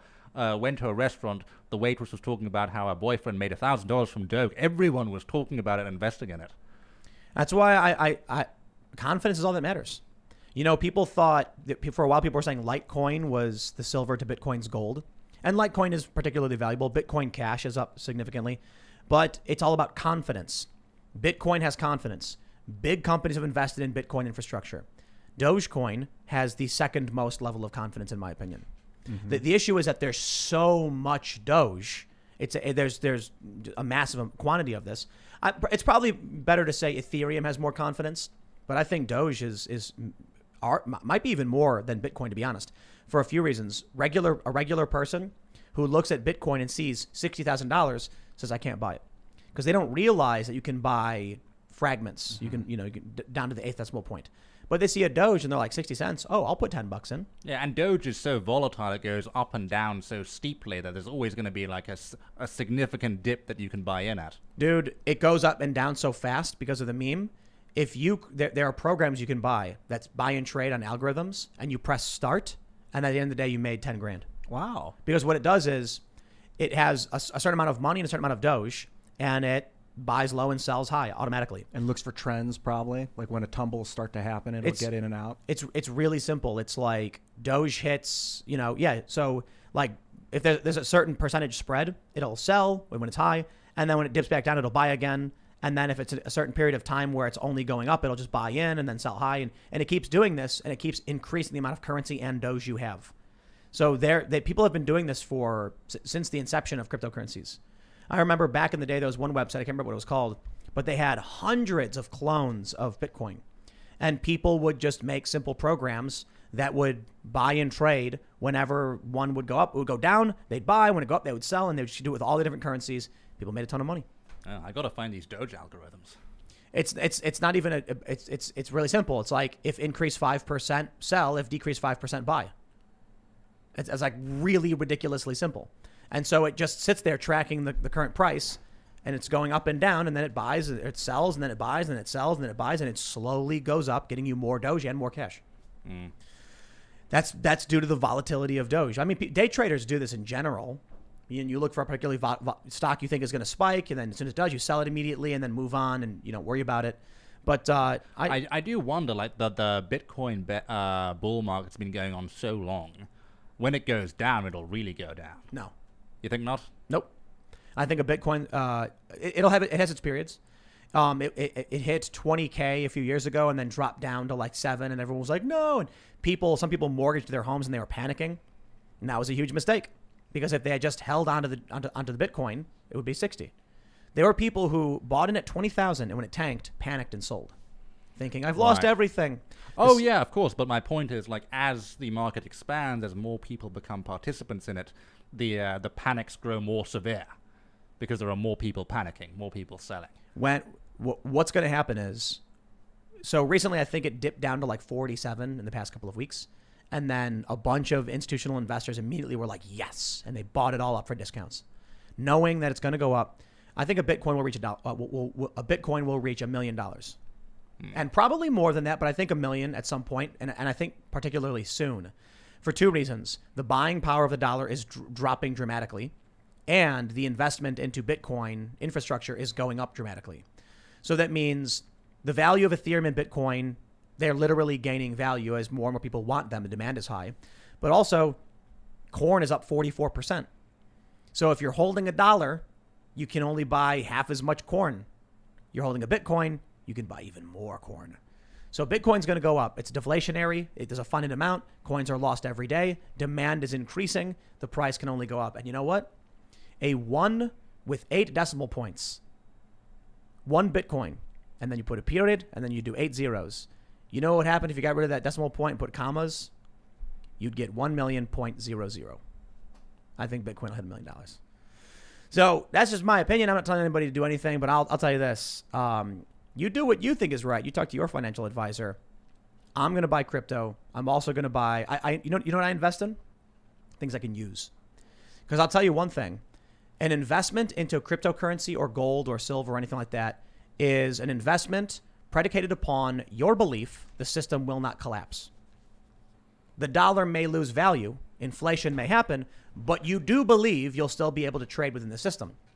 If you're actually worried about the apocalypse, then you need to invest in like a well, water tanks, 30-year bins of beans. Bunker. Yeah, bunker. 'Cause I'll tell you, if you imagine going, to the apocalypse and you're like, please, sir, I need water. I've got a Bitcoin. He's going to be like, I don't care how many Bitcoin you got. Like, water is life. Someone's going to walk up and be like, yo, I've got a sandwich. And they're going to be like, let's divide and trade the sandwich because food is more important. Yeah, there are companies that sell luxury bunkers to people here in America. Oh, yeah. There's old converted silos. Oh, yeah. They're beautiful. Yeah. I think I was watching a Mr. Beast episode. You ever watch Mr. Beast? Where I think it was Mr. Beast. He goes to one of these bunker silos. It's creepy stuff. But they're like 5-foot concrete reinforced because they were meant for, missiles that wouldn't be blown up if they were, missile striked or whatever. And there was a beach room where the walls are painted. Then they have like bedrooms with TVs for windows so you can see outside. Yeah, that's cool stuff. Yeah, some people went into like their bunkers, their luxury bunkers when COVID started. They thought the apocalypse was here.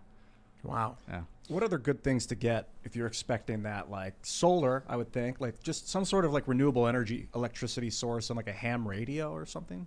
Some way to generate electricity. Yeah, I know that. Don't rely on fossil fuels. Like solar yesterday we were talking about, but it's not really feasible as like a society's functioning electricity source. Not really, a little bit. Solar? Yeah, but if all of a sudden we couldn't pay our electric bill because U.S. dollars were so deflated in value that we can't even get them anymore. That wouldn't happen, right? So the issue is the value of the currency will work to a certain degree within the country. It won't work for imports. So if your country is dependent upon importing certain goods, then you're in serious trouble. But trade between two individuals within the country is probably going to be fine. So the issue for a place like Venezuela is that they're dependent on a bunch of external corporations, like for flight, for travel, for transport. And it's increasingly becoming true for a lot of countries that you're dependent upon other countries' goods and services. So that being said, so long as you don't have a command economy like Venezuela, your farms will probably still produce, and they'll have to adjust prices for the things, that they need to produce this stuff. It could make it so that you have to work harder to get food, for sure, but you'll still be able to get electricity. Lumber? Are we importing a bunch of lumber? Is that why it went up so much? I do think we import lumber. I do, but I think we import a lot of it, actually. I'm not entirely sure. You can use supply hemp. shortages. I think you can use hemp. I don't know if it's an exact duplication of wood. Like, you're not going to get exactly what you get out of wood with hemp, but a hemp fiber you can kind of constitute for wood, I've heard. And it grows fast. Hemp does. Well, the housing market is blowing up right now, so, I mean, that might be why the lumber What do you mean, like prices are skyrocketing? Prices are skyrocketing, yeah. That's inflation. Yeah. And people are building houses? People are building houses, yep. Well, yeah, and here's the other thing that's going to happen. Because the cost of lumber and steel is so high, the cost to build a house is going to go up dramatically, which is going to drive the price of everyone else's houses way up. Now, here's the crazy thing. Sounds like an asset bubble to me. Yeah, well, check this out. Let's say you buy a house for $200,000 and you bought it, 5 years ago. Now the U.S. dollar is inflating like crazy. You still owe $200,000. If the buying power of that dollar is dramatically reduced, that means you owe less labor on your loan. And then your house is going to skyrocket in value because of inflation. So when you hear these people say, don't worry, inflation's a good thing. I guess, for Americans, because we basically control the petrodollar, might actually be. Now your savings will be completely decimated. Right. Yeah, so that's bad. Your asset value through the roof. Yep. The hard assets will retain their value. And what will happen is, I'll put it this way. Ian, if I owe you $1, Right now, $1 can buy a candy bar. I say that basically I owe the amount of labor to produce one candy bar to Ian. I'm going to wait a year. Now $1 can't buy a candy bar anymore. It can only buy a quarter of a candy bar. I owe you less physical goods. So are they gonna enforce, like, yeah, we know you said you were gonna owe 100 grand, but that Nope. 100 grand's worth 400 grand, so you owe us 400? Nope. They can't do that. I can't do that. I mean, I guess if somebody has like a fixed variable loan, they can like drive the variable rate up for some reason or whatever, but I don't know how that works. So, but yeah, if you owe $100,000 on your house and then the currency inflates and then within a year it hyperinflates, imagine people are shoveling money into the street because it's worthless. You go to your bank and you're like, here's the money I owe you, and you just shovel it off from the ground and throw it at them. So the system can't work that way. People will take out loans to buy assets, and then when the asset triples in price, they'll sell off half of it, pay back the loan with a profit, take out rinse repeat, age-old Ponzi scheme. I can't remember which outlet it was. It was an investor outlet said the good news for inflation is it means that your wages are going to start skyrocketing as well. And I'm like, it's funny that you think that's good news. It's good news for people with no savings. You got nothing to worry about. You got no savings, nothing's going to collapse on you. So it is technically a good thing. Now, for a lot of people who are like middle class, who have a decent savings, no real hard assets, it's pretty bad for you. So you don't want to be holding, well, I'm not going to give anyone advice on what they should do, but I'll just say I would not want to be holding US dollars, which is kind of a problem because, you use it for everyday interactions. But for poor people, they're probably not going to notice. They're going to be like, the prices are going up. They're going to go to their job. I need a raise. The business is going to have to do it. Then, they work at Walmart. Then Walmart's going to have to increase the cost of goods across the board to pay higher salaries or to pay higher hourly wages. And then the people who have a loan out on their car are going to be like, wow, when I took this loan out for $10,000, I was making $10 an hour. 6 months later, I'm making $20 an hour.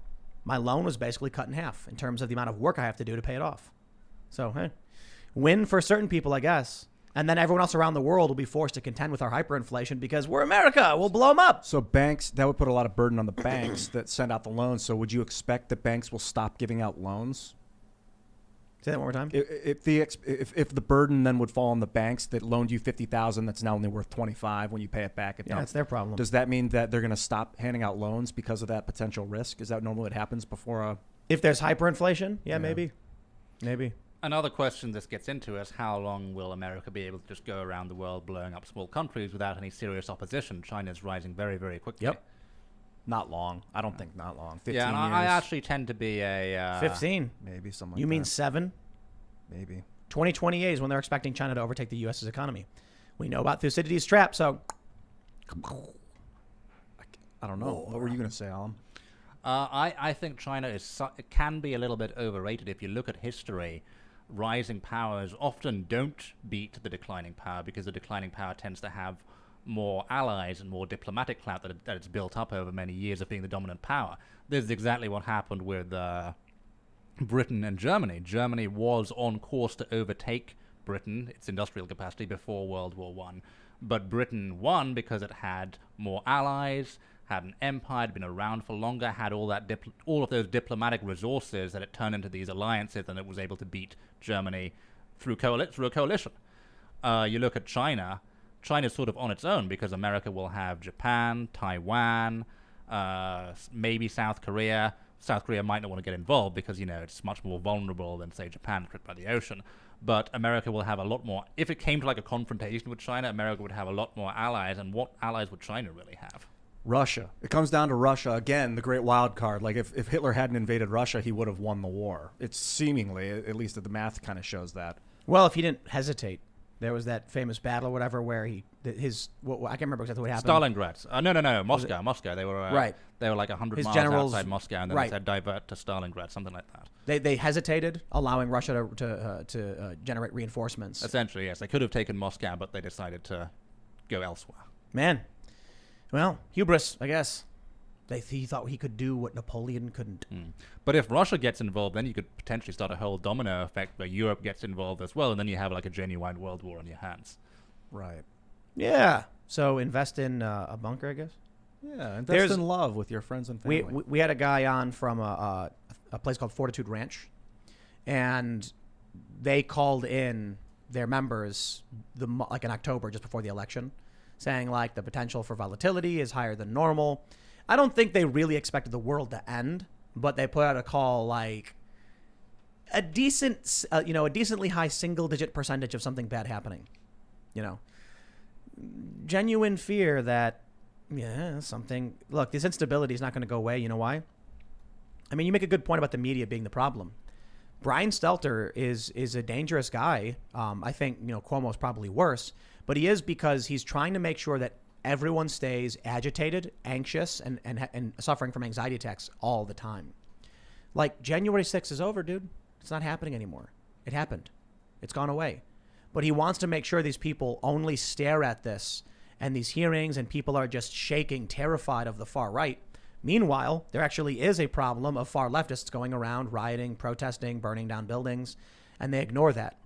So he's keeping people distracted from the real problems while keeping them in a consistent panic attack state over something that happened 4 months ago. He looks like the Joker, kind of, his mouth. Do you guys ever notice that? The ends of his mouth go up like the Joker's smile? Like really? Brian Stelter? Yeah, Stelter. Hey, don't compliment the guy. I don't want to. The Joker's cool. I don't like even making fun. Joker's based. Dude, Joker's lit. No, Joker was a bad guy. I don't want to making fun of people for their appearances ever, but I've noticed that smile. Is that like a hysterical, like not a happy smile, but like a psychotic? Like, what is he smiling about if he's so afraid? I don't get it. I don't know. Let's go to Super Chats. My friends, if you haven't already, please smash that like button and comment because it helps the show and we appreciate it. You can also go to timcast.com, become a member because we're going to have an exclusive members-only segment coming up after the show around 11 p.m. We put it up every day. We have a huge library of content, some of your favorite people talking about just fun and crazy stuff and some serious stuff as well. But don't forget to like, share, and subscribe to this channel. Let's read. We got Austin Norton. He says, Ethereum is now above $3,500 USD, a new all-time high. ETH to the moon. I wonder if it's because Ethereum, people are discovering it, or if it's because the dollar is garbage. Yeah, maybe a little bit of both. Does the chat think the joke was based or not based? Type 1 for based. All right, let's see what we got here. Christian Jimgochian says, Tim, conservatives protest with their wallets. Coke goes woke, they make it go broke. The bottom line changes. Companies change tune. Money talks, BS walks. Corporate profit owns the U.S. government. I mean, I hear that, but I don't think conservatives are organized enough to actually stage effective boycotts. However, there's rumors about like Gina Carano coming back to Disney Plus, so maybe, and the Coke thing for sure. I think that stuff will happen long term. Alternative companies for all sorts of things. I think we should start building the infrastructure. Kenny Jackson says SN15 stuck its landing. I saw that. That's crazy. Starship, the Elon Musk Starship. Yeah, what happened? It landed. It did a high altitude test, came back down and landed. Nice. That's crazy because that's massive. Brought some Dogecoin back from the moon. Yep. Mediocre Fisherman says, would you rather have 100 dogs of any kind or 100 cats? That's a tough call.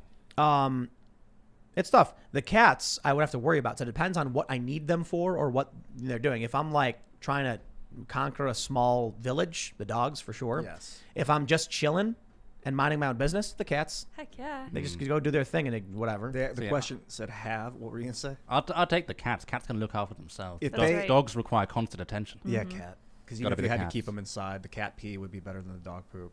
But you can train dogs to attack your enemies. So, in the apocalypse scenario, you'd want the dogs. Yeah. OMG Puppies says Democrats expand federal power, permanent one-party rule, long march through the institutions. GOP, we will lower your taxes, which is meaningless in the long run.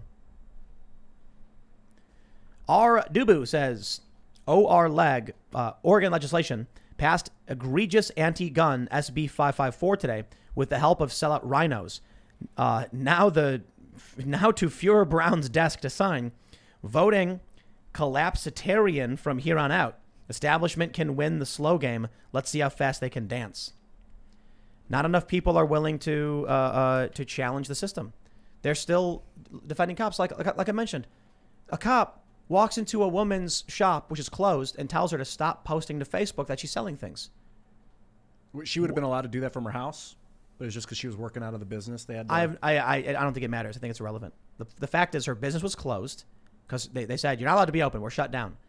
And so she's like, I'll post a video on Facebook, and the cops showed up and said, you gotta stop doing this. She goes, what are you talking about? My store's closed. And they're like, no, you're on Facebook. And then people are like, back to blue, baby. I love it when the cops came and shut down Attila's gym. And we even had the dude from Attila's on. And they apologized to the cops. No, don't get mad at them. They're just doing their jobs. I'm like, what are you talking about? Just doing it? What? They're going to look back at us like barbarians. In 500, 600 years, they're going to look back like this is like the year 300 AD, and we're like savages. Why? Because this is so pedantic to use. This is so ridiculous that we're still trying to climb on top of each other for money.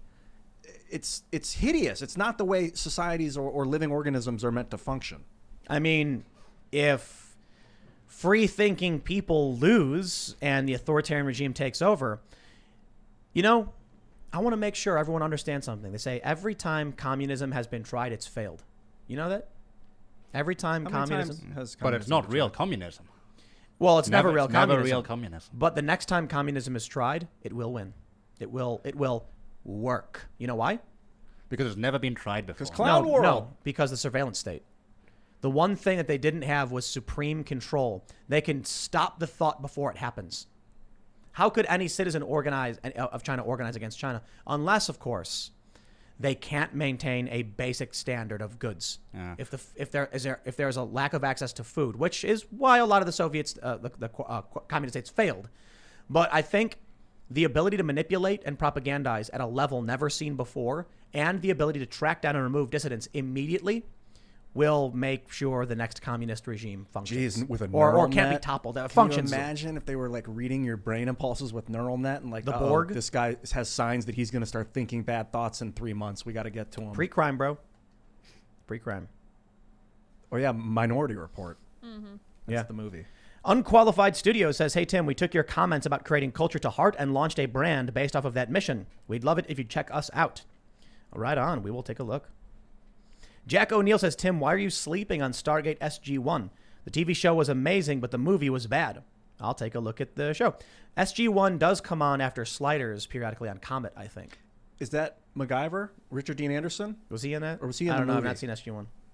One of them was in the movie.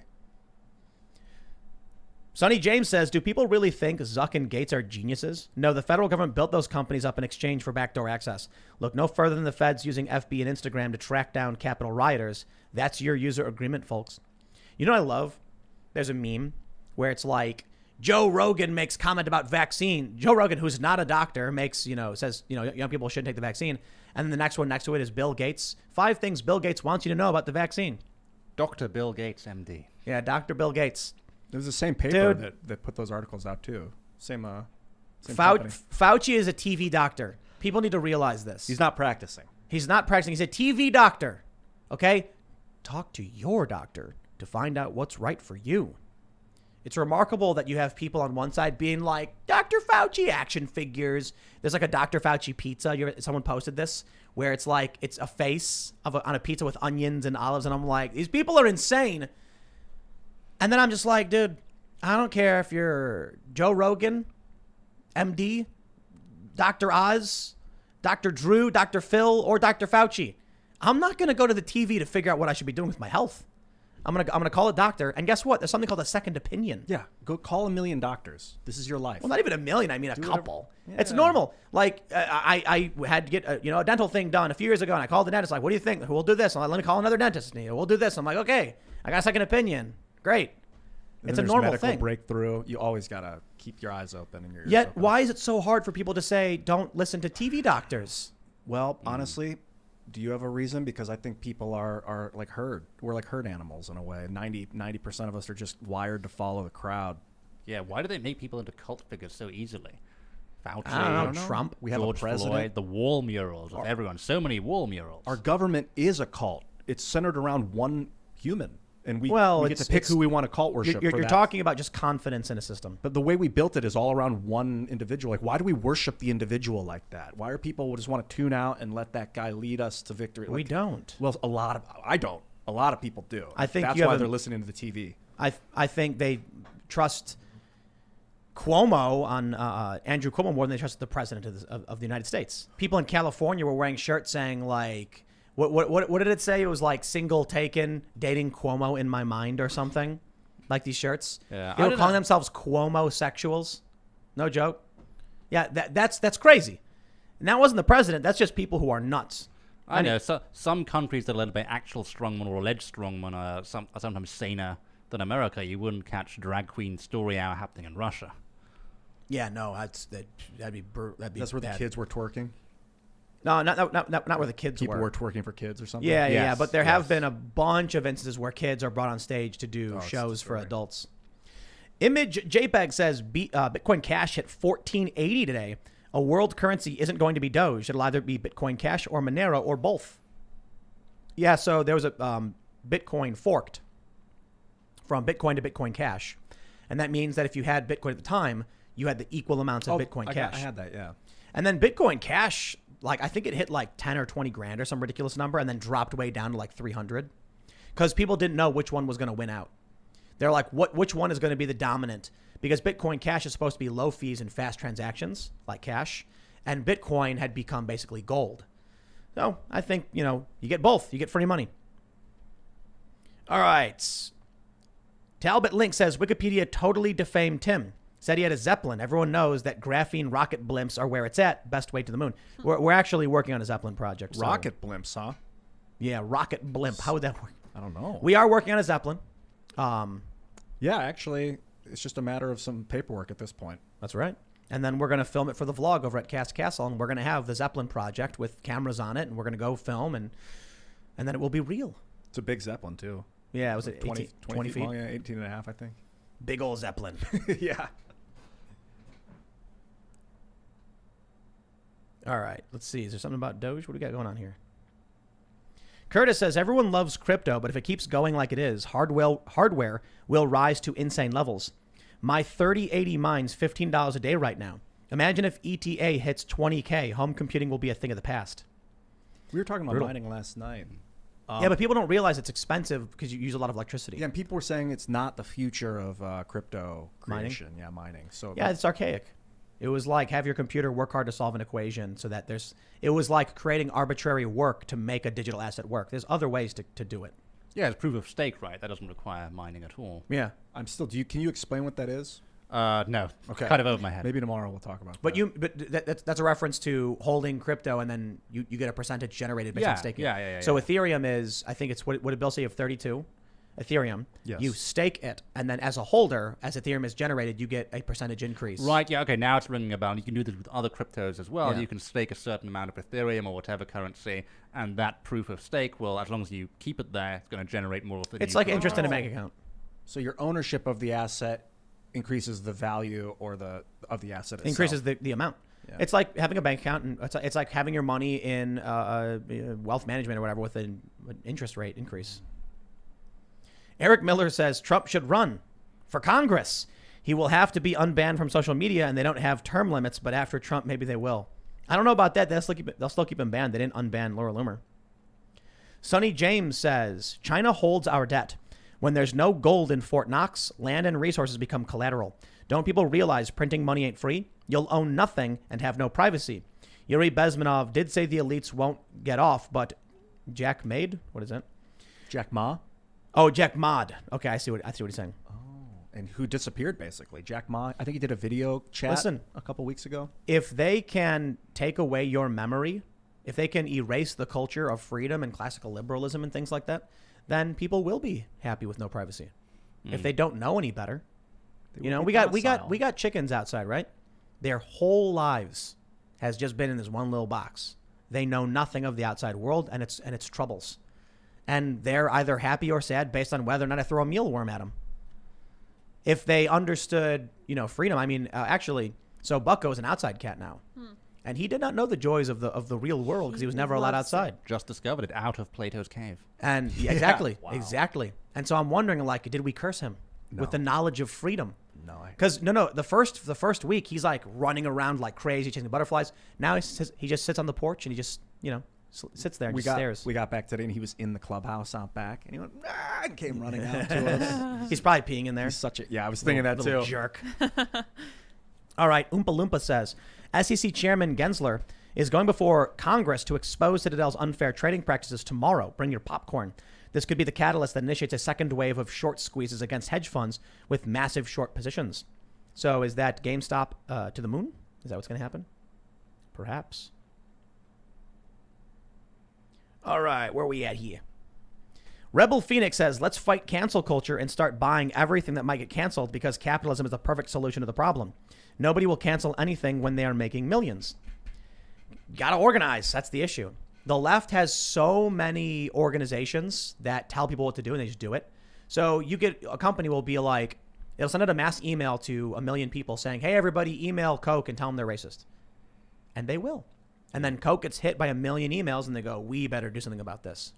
They'll make it even easier. They'll have like, click this button and it'll open a form letter to them for them with all the stuff texted there for them. And then all they gotta do is click. The email membership guy or whatever at Coke, he's like, we have 53,000 emails in the past hour. What do we do? It's like, what are they about? They're all mad about how we said, we supported Georgia. And we're going to put out a statement right now and denounce it. Yeah. Also, this whole, business will follow profit thing. I mean, underestimates how zealously the corporate elites actually believe this stuff. Gillette lost, an insane amount of money with their woke stuff, and the CEO still said, well, we still stand by our woke values. Alan Rogers says, Ian, did you just hear about Smedley Butler? Or do you honestly think it's 1917 and there's more money exchanging hands between the government and defense contractors than the government and media? Handyman TN says, Ian, you're so close. They're not selling bullets, they're selling airplanes. Scott Horton explains this in great detail on his YouTube channel in small 3-minute-ish videos. It's fantastic. Thank you. I'm looking up Smedley Butler right now. I'd never heard of him before. Yeah, the banker plot. Old gimlet eye. Yeah, the old banker plot. Blast Cat Badger says, Iraq, Afghanistan, vet here. In Iraq, we found nuclear processing and waste facilities with tons of stuff in them. Other government agencies came in after we secured it. Have not heard a word about it since. Something that alarms me to this day. Ooh, creepy. Eli M says, can we have a Ian Lives Matter shirt? I guess. Well, definitely. Dorsey Wood says, Tim, Tex, and Rabble, thanks for working out login issues on timcast.com. Sent digital art in last email to member support, same name. Will send framed print. Just let me know where to send it in a response. Isn't the P.O. box on the website? Yeah. Under contact, I think. Yep. Yeah, there you go. Yeah, so apologies to everybody. As I've stated before, for the timcast.com website, we did not expect it to grow as quickly as it did.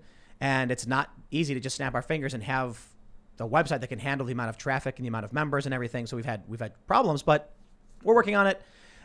People have canceled, and I apologize if you felt the need to cancel because something wasn't working. But I get it. If you can't get access, it makes no sense to be giving anybody any money. So I apologize.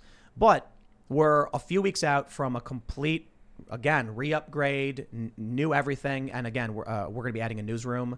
So we're going to have articles. We're going to have more content. And you can send to jobs@timcast.com right now if you are a video producer, documentary producer, and you want to produce some short documentaries between 10 and 20 minutes for us, because we are taking pitches and we're going to be commissioning some of these out on a contract basis. And there are some ideas I have that we need somebody right now. You send me an email right now. We'll look at it. If you're send us examples of your work, and if they're good, you could be on a plane tomorrow. Well, assuming the plane lets you on and you're wearing a mask. But you get the point. There are some stories we're ready to pull the trigger on. All right. Trash Panda says, Ian, I know you mean well, but not everything can be solved by technology. The problem is the far left is waging war against classical liberalism, and we will not win until we treat them as the enemies they are. I know you're right, and I do talk a lot, especially on this show because it's like a talk show. And I know that the solutions aren't simple, man. They're just not. Otherwise, we would probably already figure them out already. Adam THM says, Tim, how can we change people's minds who we can show them the news articles and proof they're wrong, and they still look in our faces and say, so what? Yeah, that's really difficult. I honestly don't know. There was a study in political psychology like 10 or so years back. I think it was Brendan Nyhan who did it. The more you show partisans information that contradicts their beliefs, the stronger those beliefs grow. Right. Yeah, because you're an enemy. So you have to approach them as an ally. The first thing you need to have is a rapport. And so you need to be agreeing with them. And then there's an old technique in, like sales. And it's to, I'll put it this way, the big ask. You're familiar with the big ask? It's where you say like, hey, I'll sell you this box of Kleenex for $100.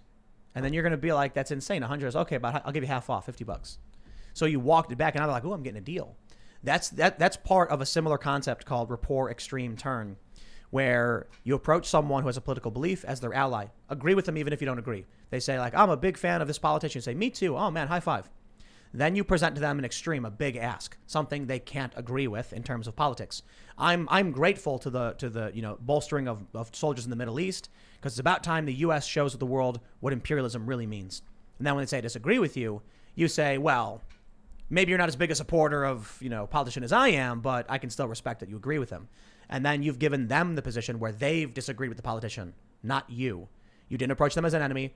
You didn't tell them they were wrong and stupid. You said, I like politician too because he did X. And when they say, I don't like X, say, well, okay, well then agree to disagree. You don't have to like him as much as I do, but I like him. Now in their mind, they've said, I disagree. You see how that works? I'm not a big fan of that stuff. I used to do sales. I didn't like it. I like just saying it, and if people don't get it. But I guess the problem is there are people who understand the human mind and how social engineering works. Edward Bernays. They'll exploit it every step of the way to gain power. And they are. And the people who are like, I don't want to play these games, well, then we lose, I guess. But I don't know what else you do, Gotta be subversive. Kind, but subversive. You don't gotta be, but that's one tactic. Kurt Crosby says critical theory is like pouring ketchup on a fruit salad. Great show, guys. Ugh. Jacob Donalworth says, hey, Tim, if you want to break from all the serious stuff, check out my book, An Officer and a Man, on Amazon. Tons of funny stories about being an officer in the USMC. I'm a huge fan of the show. Keep doing great things. Thank you so much. Appreciate it. If you guys are huge fans of the show, you can just share it on Facebook or social media. Just take the link, and we should probably, make an easy way for people to just do that. That's really the way to grow the show. And then I don't know how you sometimes just can't convince people, I guess. Sean Anderson says Cardano ADA crypto is doing cool stuff in Ethiopia. People need to buy real projects, not garbage like Dogecoin or ETH Classic. Well, I think ETH is valuable because a lot of companies use it. Sat says, whoever convinced the American people that politics is this complex spectrum with dozens of labels has got this country under their thumb. Politics is power, nothing more. It's really that simple. Yeah, doesn't matter what party line they write down on paper. Oh, man. A porn crypto. Yes. And it's skyrocketing in value. Of course. 21st century politics. Tom M says Zimbabwe had hyperinflation, where a trash bag of money got you a soda or it was burned for warmth. Kept printing out bigger bills and pushing more money into the economy to keep up. Had $1 million bills. Money printer go grr. Yeah, I think I saw that once. I was at a restaurant and they had like a $1 million bill or something from Zimbabwe. And it was just ridiculous amount of zeros. I'm like, wow. But why would anyone even, it makes no sense. Why would you use it? It's not worth anything. Just meaningless. Why would I trade with it?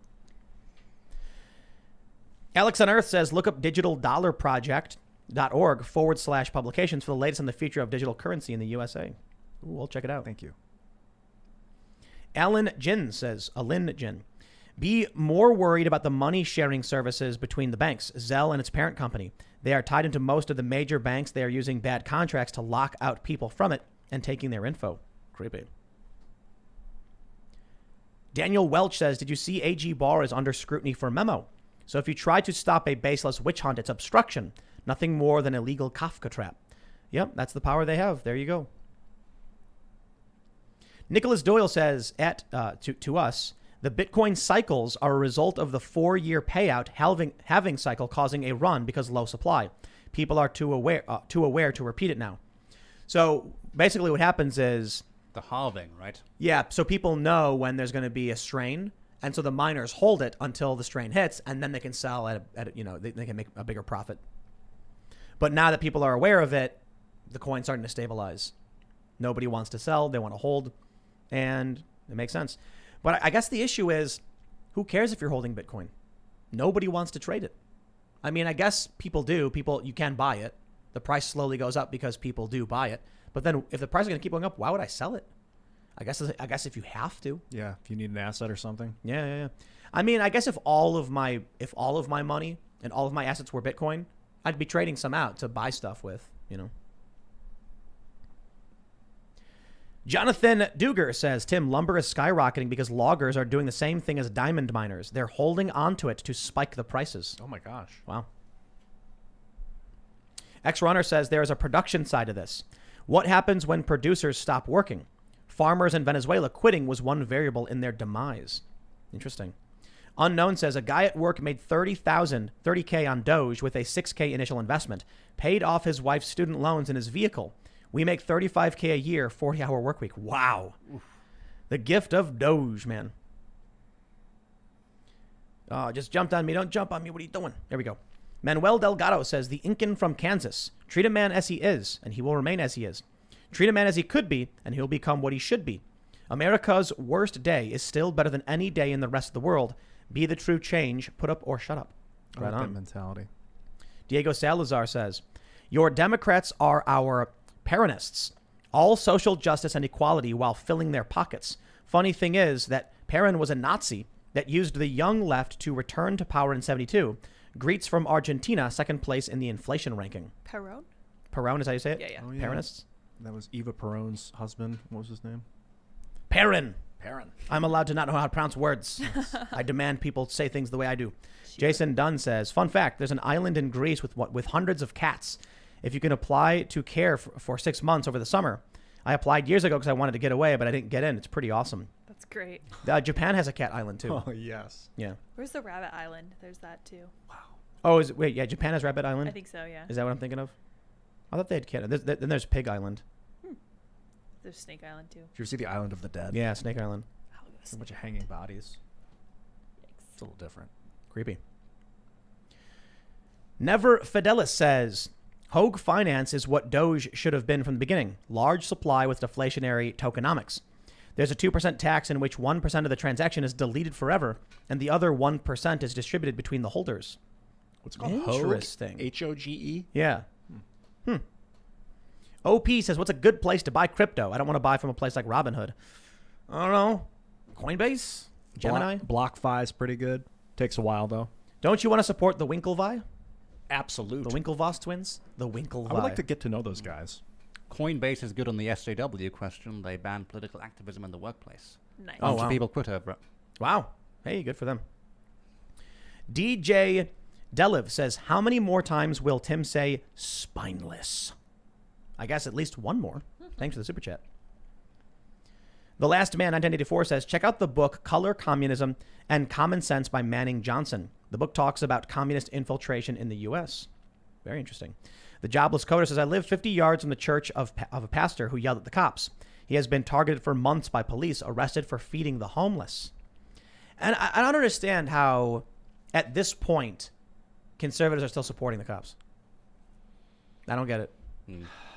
I guess you gotta, is that supporting the individual cop or the institution of policing? I don't know. I feel, my personal opinion is that many people are just scared to speak out of line with what their tribe says. So I look at cops arresting small business owners, arresting a pastor for opening their church, shutting down churches and synagogues. I see the cops in New York holding up cameras to the windows of Jewish schools to make sure the little Jewish children can't be learning and padlocking gates shut. And I'm like, at the time, we're going to have a discussion about this. We should have some reforms, but I think we need police even when we're seeing these bad things. And then they start, when they start arresting more and more conservatives and releasing Antifa, not arresting more, even when they do, the DAs cut them loose. I'm like, you guys, how could you support? I understand you want to be nice to these cops. Don't want to blame them for the fact that DAs are cutting Antifa loose. But why would you prop up a system in which conservatives will be funneled off into the prison system and the far left will be shuffled off free of no charges, free to go? Oh, it's complicated, right? Because, the left is pushing against the kind of policing that people want. Policing in their neighborhood, stopping actual crime, stop and search, things that actually lowered crime. But at the same time, the left is pushing the police, arrest people, throw people in jail for trespassing and protesting. And they're doing all of it. Yeah. So the cops aren't going to the neighborhoods to stop crime anymore, but they're still going and arresting small business owners. Still to this day. In the Minneapolis area, a woman, she was opened her wine and coffee bar. She got arrested. How could she make it? How could she take it this far? That's creepy. Yeah. So at this point, I'm just like, I don't know what y'all are doing, because sooner or later, if this system persists, it is a simple algorithm. Conservatives and moderates are more likely to go to jail and get locked up, and the left is going to be released and let go. Over a long enough period of time, conservatives and moderates, many who become felons for some of these charges, won't be able to vote, or they'll be in jail, and the far left will romp around, smashing windows and burning things down, and the cops are the ones enforcing this stuff. No institution is on your side. I want to be Right. like, crack down on the mob. on the violence. But like, I don't want to be this crazy authoritarian. Is it crazy to say that? To be like, National Guard, activate, protect the country?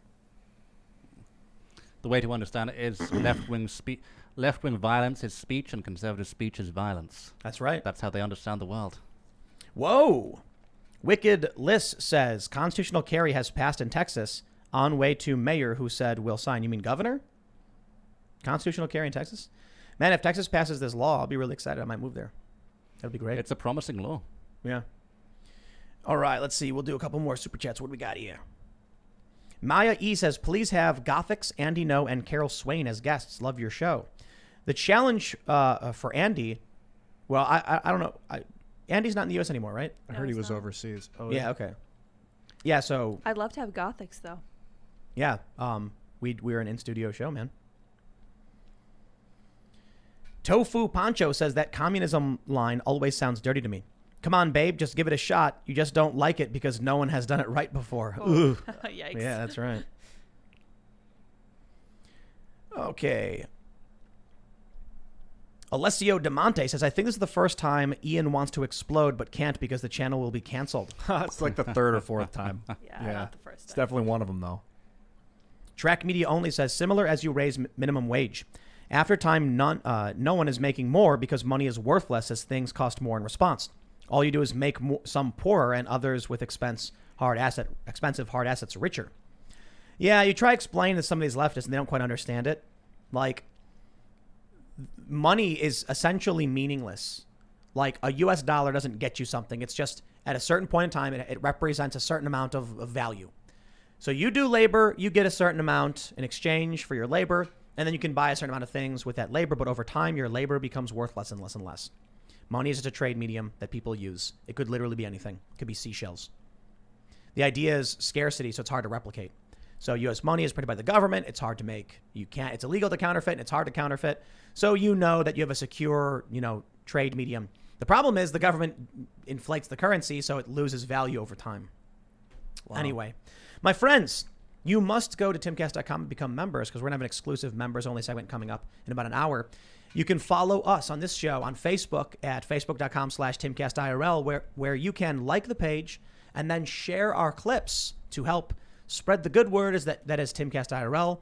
And then eventually people will come to timcast.com. We're going to be doing a whole bunch more stuff. Like I said, we're going to be doing some mini docs right away. And they'll be up for members only on the site once we start producing them. So we need some applications, some pitches for people who either have story ideas. You got to send examples of your work. And if it's good, you could be on a plane tomorrow. So make sure you do that. You can also follow us on Instagram at TimcastIRL, and you can follow me at Timcast. You can check out my other channels, youtube.com/Timcast and youtube.com/TimcastNews. This show is live Monday through Friday at 8 p.m. So make sure you smash the like button, subscribe, hit the notification bell. Allum, you got stuff to promote? If you want to learn more about the tyranny of the tech giants and what they're doing, you can find my book by searching for Deleted: Big Tech's Battle to Erase the Trump Movement and Steal the Election. And for the latest in all tech news, go to Breitbart News. You can also follow my work at iancrossland.net. You can get in touch with me via a lot of social networks at Ian Crossland. So I'm really, really thankful. Thanks for coming, dude. That was awesome. Yeah, so I looked up that quote about them lying. It goes like this, and it's not from Solzhenitsyn. Oh, it's not? Oh, yeah, my bad. It's not. So it's like apparently really often misquoted. It says the rules are simple. They lie to us. We know they're lying. They know we know they're lying. But they keep lying to us, and we keep pretending to believe them. And it's from an author and artist named Elena Gorokova, who lived during the Soviet Union. Interesting. Anyway, you can follow me at Sarah Patchlitz on Twitter if you so desire. We will see you all at timcast.com. Thanks for hanging out. Bye, guys.